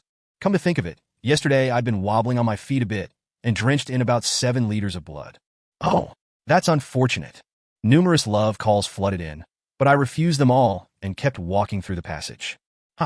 Was there no strong barbarian anywhere nearby? In fact, my best choice would be to find a fellow countryman to make night friends with. The problem was that, until the second day, I wasn't able to smell even the faintest whiff of another barbarian. You're looking for your own people? Wouldn't it be difficult? Difficult? Why is that? Even a barbarian who just finished his coming-of-age ceremony would go upstairs within 2 or 3 months.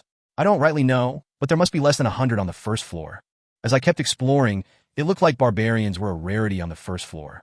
Seriously, it'd be strange to mess around on the first floor if you have a body like this. 99% of the adventurers I met on the first floor were humans. Why don't you join us instead? I'm sorry, but I can't. I see. I pray that Rafdonia will be with you on your journey. Thank you. This man looked pretty trustworthy, but I ended our chat and moved on. Since I found out that how expensive of a barbarian's heart was, I couldn't help but suspect every one of the adventurers. Click. I took out the compass. I'd been moving south ever since I got it, but I still wasn't out of the goblin zone. I could feel just how big the first floor was. Should I give up looking for my own people? My worries didn't last long. I decided to stop looking for needles in a desert and made a more realistic plan. I'd look for a night friend even if they weren't of my own people, but not humans. I'd search for the demi-humans who were less than 1% of the population. A fairy who valued promises, or a dwarf with as arrogant a personality as a barbarian would be the best. It didn't matter much as long as it was a non-human race. Unlike humans, these races had longer lifespans. Given enough time, they had the potential to climb all the way to the top, so they would be less likely to get blinded by short-term gains and hurt a fellow adventurer. Having made that decision, I kept wandering around the cave for about an hour. And you encountered an injured fairy stranger. I finally found one of the demi-human races that I'd been looking for. The moment our eyes meet, the air grows heavy with a strangely suffocating silence. The pointy-eared fairy sitting with her back against the wall just stares at me without saying a single word. Were you also sleeping alone without a night friend? Her cat-like glowing amber eyes show embarrassment, but also a keen vigilance. Just looking at her makes me want to pass by and disappear, but sook. As our silent confrontation stretches out, the fairy finally gets up from where she'd been sitting with a nervous face. But her posture is unnatural. Upon closer examination, there's a wound on her stomach. You're hurt. It's not deep, but it's a long cut. Not something that could be caused by the little carving knives carried by the goblins. I quickly come to a conclusion. Was it a human? The fairy doesn't answer. She's afraid. Yeah, I can see where she's coming from. I'd be scared too if some random stranger much bigger than me passed by while I was injured. Isn't she even a woman? On top of that, her body is tiny too. Maybe around 160 centimeters? Anyway, this isn't a bad situation. Please spare me. Yes? Please, just once, Uncle Barbarian. I have a little sister in the city that I need to take care of. I did wonder how this plot was going to develop. The fairy kneels down to her knees without any regrets. At some point, even moisture had formed in her eyes. I beg you. What the hell? Where did your spirit as a fairy go? To be honest, I thought she would be the cool beauty type. Because most of the fairies in the game had that kind of tone and personality. Oh, if I'd known she'd be this kind of a character, I would have approached the situation completely differently. Let's clear up the misunderstanding before things get worse. I have no intention of killing you. Make eye contact and speak with a clear pronunciation. The eyes are the windows to the soul, so given some time to calm down, she'll know that I'm being sincere. Must you do this, Uncle Barbarian? Yup, that's not going to happen. 2. I'm having an identity crisis right now. Isn't this a high school drama, with a savage delinquent bullying the girls in front of the school? With me being the savage, obviously. Just once, please. Let me go just this once. As my silence stretches, the fairy takes a step back. The fear in her eyes deepens as she opens up her front collar. It's not funny. What kind of life do these barbarian bastards lead? What's their usual image like that she's doing this shit? Huh. I can't help but sigh. What do I do? Would this misunderstanding be cleared up if I showed her that I'm not that kind of trash, with actions rather than words? That seems feasible. Start treatment first. We can talk later. I step back, take the herbs and bandages from my bag, and throw them at her. This is a lychee leaf? I see. So this is a lychee leaf. In the future, I can use it with peace of mind. I was worried that it might be poisonous, so I couldn't use it even though I got injured earlier. Editor's notes. 1 lit. Carving knife. Usually means engraving knife used in sculpture. However, it is also a term used in archaeology to mean a prehistoric tool for carving flint. 2 lit. Silver horn. Means something that'll never happen. Bullshit. Chapter 9. Night friend 2. Why are you giving me this? Do I need a reason to help you? I feel like a thorn is stabbing the insides of my mouth, trying to spout rubbish I don't even want to say, but I can't help it. Because this works better for her type. I want to be friends with this fairy tonight. It makes me sound like garbage for some reason, but it's not a bad deal for her either. Injuries, lack of sleep, and gorgeous looks. Just looking at her situation, she has it several times worse than me. She did that shit just now because she knows that. To be honest, that tenacious obsession with her own survival surprised me. Like I said, treat yourself first. We can talk later. But I'm going to stand guard. As I turn my back dismissively, I soon hear a sound. The sound of herbs being chewed before applying them over her wounds. It's all done. Already? She's surprisingly good with her hands. Turning around, I see a tightly wrapped bandage from between the gaps of her torn clothes. The vigilance in her eyes when she looks at me seems to have lessened a bit, for some reason. Let's start with the standard introductions and slowly close the distance between us. I am Bjorn, son of Yondel. Erwin, I don't know what you've misunderstood, but nothing will happen to you. Yes? Ah, yes. She makes a brave face, but the fear is still there in her eyes. I thought that if I did this much, this misunderstanding would soon be solved, but what the hell is wrong now? In the end, I can only ask bluntly, why are you so afraid of me? Barbarians and fairies are enemies, aren't they? Enemies? I'm sorry. I didn't mean it like that. I don't want to fight you. She gets so worked up on my question that she starts begging again. No, I just asked because I was really curious. Are fairies and barbarians enemies? That's a story I'm hearing for the first time. They obviously got along pretty well in the game. How did this happen? I just look at her with a piercing stare, and the information I wanted readily flows out. The war that ended 10 years ago? I personally don't have any lingering hatred. I really don't. 10 years ago. I don't know what happened, but listening to her talk, it seems more like a belligerent relationship rather than outright hostility. Well, then, was she afraid because she grew up hearing bad things about my race from a young age? The situation is pretty bad. What do? Do I have to look for somebody else? Not to mention, the herbs and bandages I already gave her are on the pricey side. All right, let's try this first. It's the same for me. No lingering hatred. That's right. Yes. That's why I'm asking Erwin. Would you like to be friends with me tonight? Night friend. I'm tired now. The same must go for you too. So why don't we cooperate for today, since there are no lingering feelings between us? Her eyes suddenly light up. To be honest, I wonder if she spoke truly just now. Without rushing, Erwin contemplates for a while with a deep frown, then offers a condition instead. Barbarians value a warrior's honor. Can you swear on it that you won't hurt me first? I swear. Of course, I promise you in the name of my clan. I would never harm you first. It's equivalent to a pinky swear in Korean culture. Of course, I can do this all day. But there is one issue that needs to be addressed first. I am Bjorn, son of Yandel. Not uncle. Our Bjorn is only 20 years old, you know? The contract had been concluded. Maybe it was even a bit groundbreaking in terms of local culture. Thanks to that, I found out the fairy maiden's real name in the process. Erwin Fornaxi D. Tertia. She was 20 years old, same as me. Who? I'm glad I'm not the real Bjorn. I'm sure the real Bjorn would think so too. Even if I won't say it. Then how do we decide how to take turns? I'll sleep first. That should make you feel safer. It's not like that, but if you want to, I can't help it. In a word, it was an unvoiced complaint. So it's good with you? Yes. I'm glad. I would have fallen into despair if it had been rock, paper, scissors again. My eyes have been fluttering closed since some time ago. Please, I just wanted to get some sleep. Why was getting a good night's sleep so hard? Oh yeah, but how do I know the time? TSK. Is this why rookies had it so difficult? I took the watch out of my backpack and gave it to Erwin. It's expensive, so don't break it. Yes. Seeing her receive it reverently, like an ancestral relic, gave me some peace of mind. I'll be careful with it. Good night. I lied down on my backpack, covered myself with a blanket, just like Uncle had done. And I let sleep claim my consciousness. Uncle, it's Bjorn, I tell you. Uncle, wake up. Time's up. I forced my eyes open and got up. I couldn't believe it. Had it been 2 hours already? Come on, give the watch here. I looked at the time, and 2 hours had indeed passed. Come to think of it, it seemed that I hadn't even snored properly. Just in case, I tried to do that for 10 minutes. Wow. Was this the synergy between a backpack and a blanket? It was terrifying enough. Obviously, if Uncle had lent them to me, I wouldn't have been able to avoid his surprise. I would have slept very comfortably, forgetting the outside world. Is this karma? Considering the circumstances, let's lend them to her too. Cover yourself with this and sleep. And use this as a pillow if you want. Yes? But? She was shy, but her lips curved at the corners. I decided to pretend that I hadn't seen anything. Well, then I'll use them properly, thank you. Without any further urging on my part, Erwin crawled into the blanket and curled up like a cat. And soon after, there was the sound of regular breathing. Hey, are you sleeping so well in front of an outsider? She seemed tired. She might have had as hard a day as mine. Oh. I rested my back against the wall and opened the watch. 22:50. It felt like 5 days had passed, but there was still more than an hour left before the second day ended. I wanted to go back to the city soon. Actually, it was funny to say that I was going back, but if I managed to go back, I'd definitely sleep for a few days. Seeing that I can think like this body is really worth it. I closed the watch and put it back in, immersed deeply in my thoughts.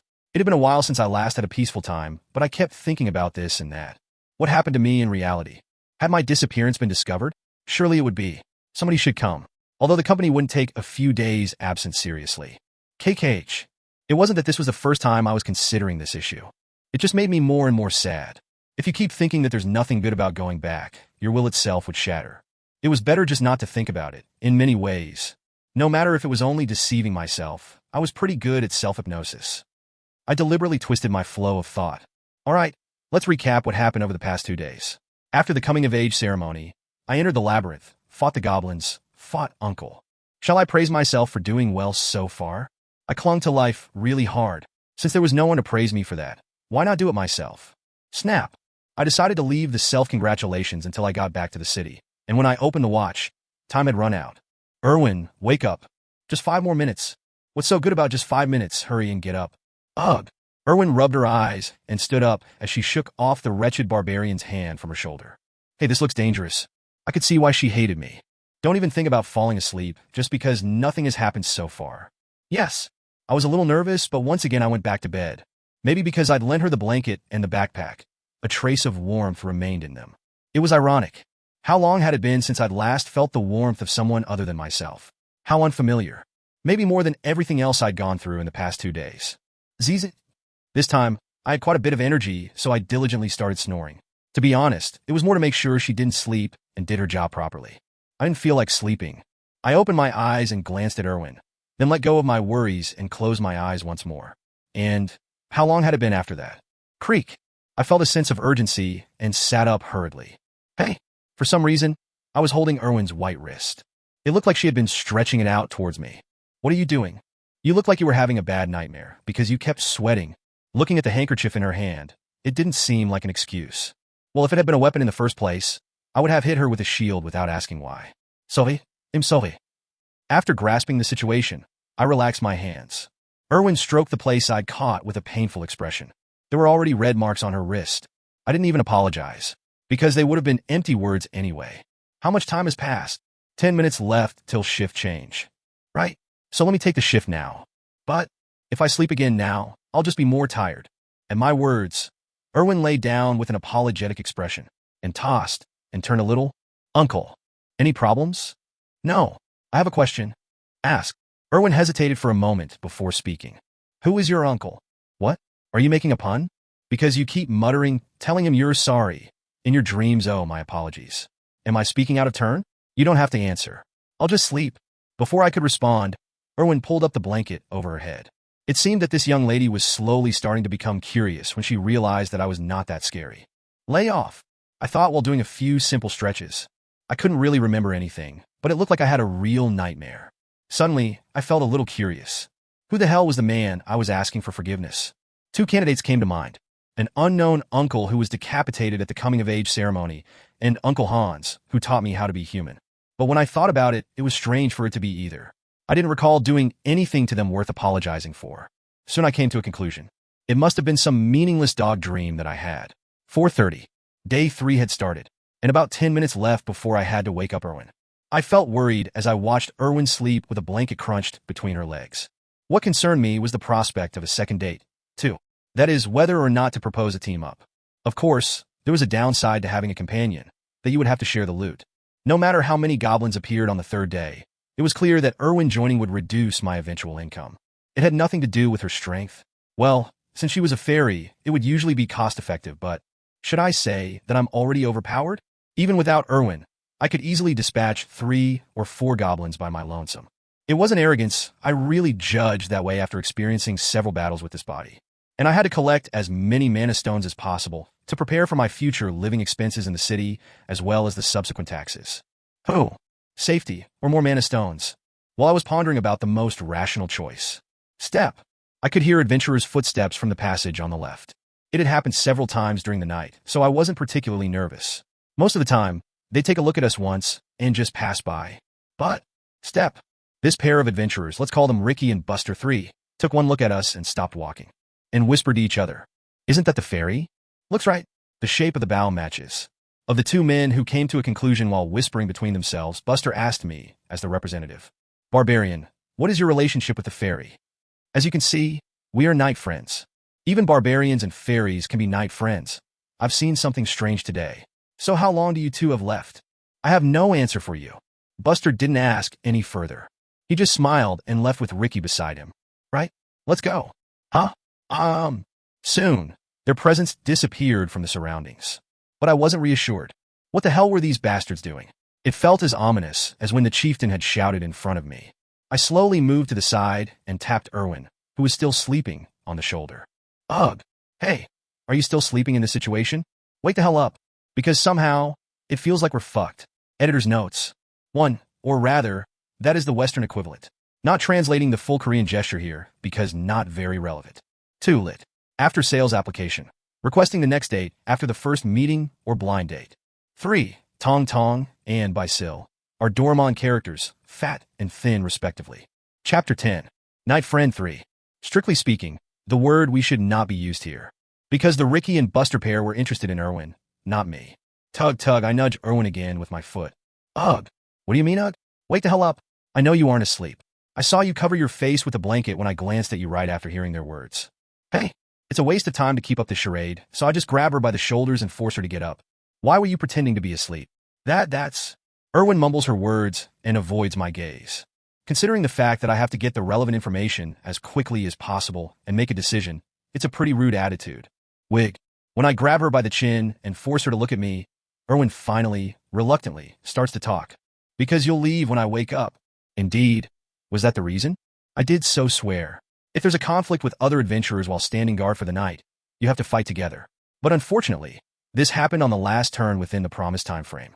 Well, I don't actually care about my honor, but she doesn't know that. So she tried to hold on to me somehow. Because the moment she opens her eyes, the promise that bound us as night friends would be over. Oh, I take a deep breath. If a grown man like Uncle Hans had done something like this, I really would have been angry. But since she's only 20 years old, some pity blooms at a corner of my heart. Of course, that's that, and this is this. I still have to make a decision. Was it those two? No. Then why were you hiding yourself? There was a pattern engraved on their clothes. Same as the human man who tried to hurt me. They must have been in the same group. A group fuck? Are things getting more problematic? I'm starting to consider whether it would actually be better to just say goodbye to this fairy girl and go our separate ways from here. Let's talk while we move. Are you going to help me? I'll listen to your story, at least.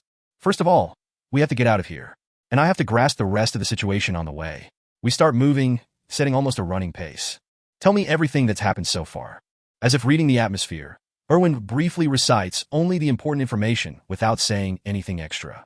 The first night, my night friend who I'd just met attacked me while I was sleeping. I found out later that he was an executive from a group mainly active on the first floor. For reference, the group is called Crystal Union. I managed to escape, but after that, people from that organization started attacking me whenever they saw me. I was injured in the process. I paused for a moment. Wait, how did they know about you? They used message stones. What is that? There was nothing like that in the game. A little more detail. It's a magic tool that allows you to talk remotely with other message stones that have been configured to resonate with it in advance. I heard that the reach is about 300 m. I see. It's a kind of a walkie-talkie. If the frequency is set in advance, you can communicate up to 300 m away. Gradually, I understand the situation we're in. With such magic tools and sufficient manpower, disseminating information would be easy in a closed environment like this. However, the problem is, why are they chasing after you? Erwin did nothing wrong. Why would they spend so much effort going after the victim? Is it to keep your mouth shut? I don't think it's that. Is there anything else? That's Erwin, who'd been calmly answering my questions so far, once again hesitates to speak. I really can't help her if she keeps up with this attitude. While I was considering dumping her, I swung my knife at that man when I first ran away. Where I hit him, it wasn't a good place, really. By a bad place, you mean? I feel cold for some reason. The cool wind keeps brushing my groin. That there? Really? Anyway, I heard from the people who were chasing me afterwards. It was totally cut off and couldn't even be reattached with the potion. I guess that's why. That's why it's worth chasing after her with full power. I'm sorry. There's nothing to apologize for. Wasn't that guy the perpetrator? You reap what you sow. The problem is that there are far too many people in every world who can't understand such simple logic. Uncle, I think somebody's behind us. Where? Don't look back. I've been concentrating on my hearing, but I still can't hear anything. On the path, I think about 150 m away. It's strange that she can feel a presence at that distance, but it doesn't seem like a lie. There's no reason for her to do that. Is this the innate perception of a fairy? The image I had of her changed all of a sudden. I need to speed up. Are you all right with that? Yes, I can handle it. Even though the white bandage covering her wound is stained red, Erwin doesn't spit out even a single sound of pain. She has good guts. Well, my thoughts got complicated again. How far is the tracker? Still about 150 m. Even if you increase the speed, you can't spread out the distance. Things aren't going well. By now, the stalker must be announcing our location to his comrades with a message stone or something. Have to get rid of him. If their target had been me, I would have certainly judged so. But I'm still running. After you kill him, you can't step out of this quagmire anymore. So check things out first before you dip your feet. You dash, Uncle. How much risk do I have to take, and how much reward can I get in return? I need more detailed information. Erwin. Yes. What are you good at? I am confident in cleaning and laundry. Oh, I'm not very good at cooking, but what is she talking about now? In battle. Bow. Oh, and spirits too. Just a standard fairy archer. Which attributes? Fire. Well, that's the most valuable one. Thanks to that, I can slowly draw the picture in my mind. Have you ever killed anyone? No, but I can. That's something you have to do, to know. Right. I ask her the final question. Erwin, would you like to join me? The duration is until you get out of the labyrinth. And the loot distribution is 9 for me and 1 for you. I will. This is enough to give me a reason. I promise in the name of my clan. I also swear on the honor of a warrior. We again went through a ceremony as a token of trust like before, and evolved our relationship from night friends to temporary colleagues. Of course, running like crazy all the while. Distance? About 100 m. Even at the maximum speed we could reach, the distance was getting smaller. I made up my mind. Change place to the outskirts. Yes. We turned around and entered the dark passage. Less and less crystals shined on the walls and the ceilings as we progressed. And before long, a deep darkness fell to greet us. My thoughts were a bit complicated. After all, I never expected to come back here on my own 2 feet. Erwin summoned the spirit. A flame the size of a watermelon floated on the palm of her hand, illuminating the surroundings. Watching the floor for traps, I quickly made my way through the darkness. And unsummon. Now! We hid in the dark. When are you going to give the sign? You'll hear it soon. Right. I kept my composure as much as I could and focused on my hearing. The best outcome would be for the chaser to miss us and pass us by. Then there would be no need to kill them, and I too would be able to step away from this quagmire later. Step, step, step. Before long, the tracker's footsteps reached my ears. However, contrary to expectations, he stopped without passing us by. Just in front of the crossroads we'd pass last. Step. Shit. Apparently he had some way to track us down, be it smell, sound, or something magical. Thump, thump. He turned and walked slowly, stopping at a distance of about 30 meters from us. The border where light died and the abyssal darkness began. He craned his neck, peering into the dark. We watched, holding our breaths. There you are. The man who had sniffed a few times in the quiet stillness murmured to himself. Then he pulled something out of his pocket. It was the first time I had seen it in my life, but I intuitively recognized the identity of the object. Message stone. As soon as I saw it, I signaled Erwin with a short murmur. Erwin, who had kept her bow drawn and the arrow aimed all this while. Shoot! Thunk! Before I could even finish my words, the arrow pierced the man's forehead. Thump! Even after the man fell to the floor, dead, I did not approach immediately. Erwin, who was sitting right next to me, could not hide from me how she was trembling. Well done. Hesitating would have been dangerous. It wasn't just some fake compliment, but the truth. Hadn't I also paused before slamming the shield down on Uncle Hans? Erwin hadn't even had that little leisure. Even if I didn't tell her out loud, she'd known it in her heart, that you should never hesitate. Yes, you take a break. My ability to comfort another ended at this point, and I left the darkness to search the corpse. Perhaps he'd left his backpack to another colleague in order to move quickly, but the pursuer looked a bit poor. To feel regret about such a thing, I've really assimilated into this world. Removing all the equipment from the tracker's corpse, from head to toe, I organized the acquired items one by one. A belt, a leather top and bottom, 2 daggers, a fairly heavy mana stone pouch, a bottle of potion kept in another pouch tied to the belt, and even a message stone. Good. Come here. After classifying the loot roughly, I called Erwin. She removed the bandages and applied the potion to her wound. The wound began to heal with a squelch. KKKH. It would have been okay to make some noise, but Erwin clenched her teeth and endured the pain in silence. She had a tough side to her, too. No, was she just mentally dissociating from the pain? I hoped it was the former. I wasn't confident about counseling somebody else. Did you black out? Yes, just for a moment. Then change into this. After the treatment finished in a few minutes, I held out the leather top and bottom I had just obtained. I judged them to be much more practical than the loose-fitting cloth robes she was wearing now. I'll wear them right away. Did she believe that following my every instruction would give her a higher chance of survival? It must have been awkward, but Erwin immediately grabbed the clothes and disappeared into the darkness to change. That's not all. Come, and let me take a look. I trimmed the hems protruding at the arms and the legs. Wear this too. It should look a little better. It was still a little baggy overall, but it looked like a comfortable fit with the belt on. However, because of the change in outfit, her atmosphere had also completely changed. Previously, she looked like a fairy girl who'd gone on an outing, but now she looked like a full-fledged female warrior. Even her face exuded that feeling. It feels very strange. You'll get used to it. I see. Is that so? Yes, you will. I shoved the rest of the items into my backpack and dragged the naked corpse into the dark. Then I took the message stone in my hand. How do you read messages? Wait, let me do it. Erwin looked at the message stone and clicked something. Serdin, who was chasing the fairy bitch and the barbarian, lost contact. All those who hear this, gather in the goblin zone. Things were progressing just as I'd expected them to.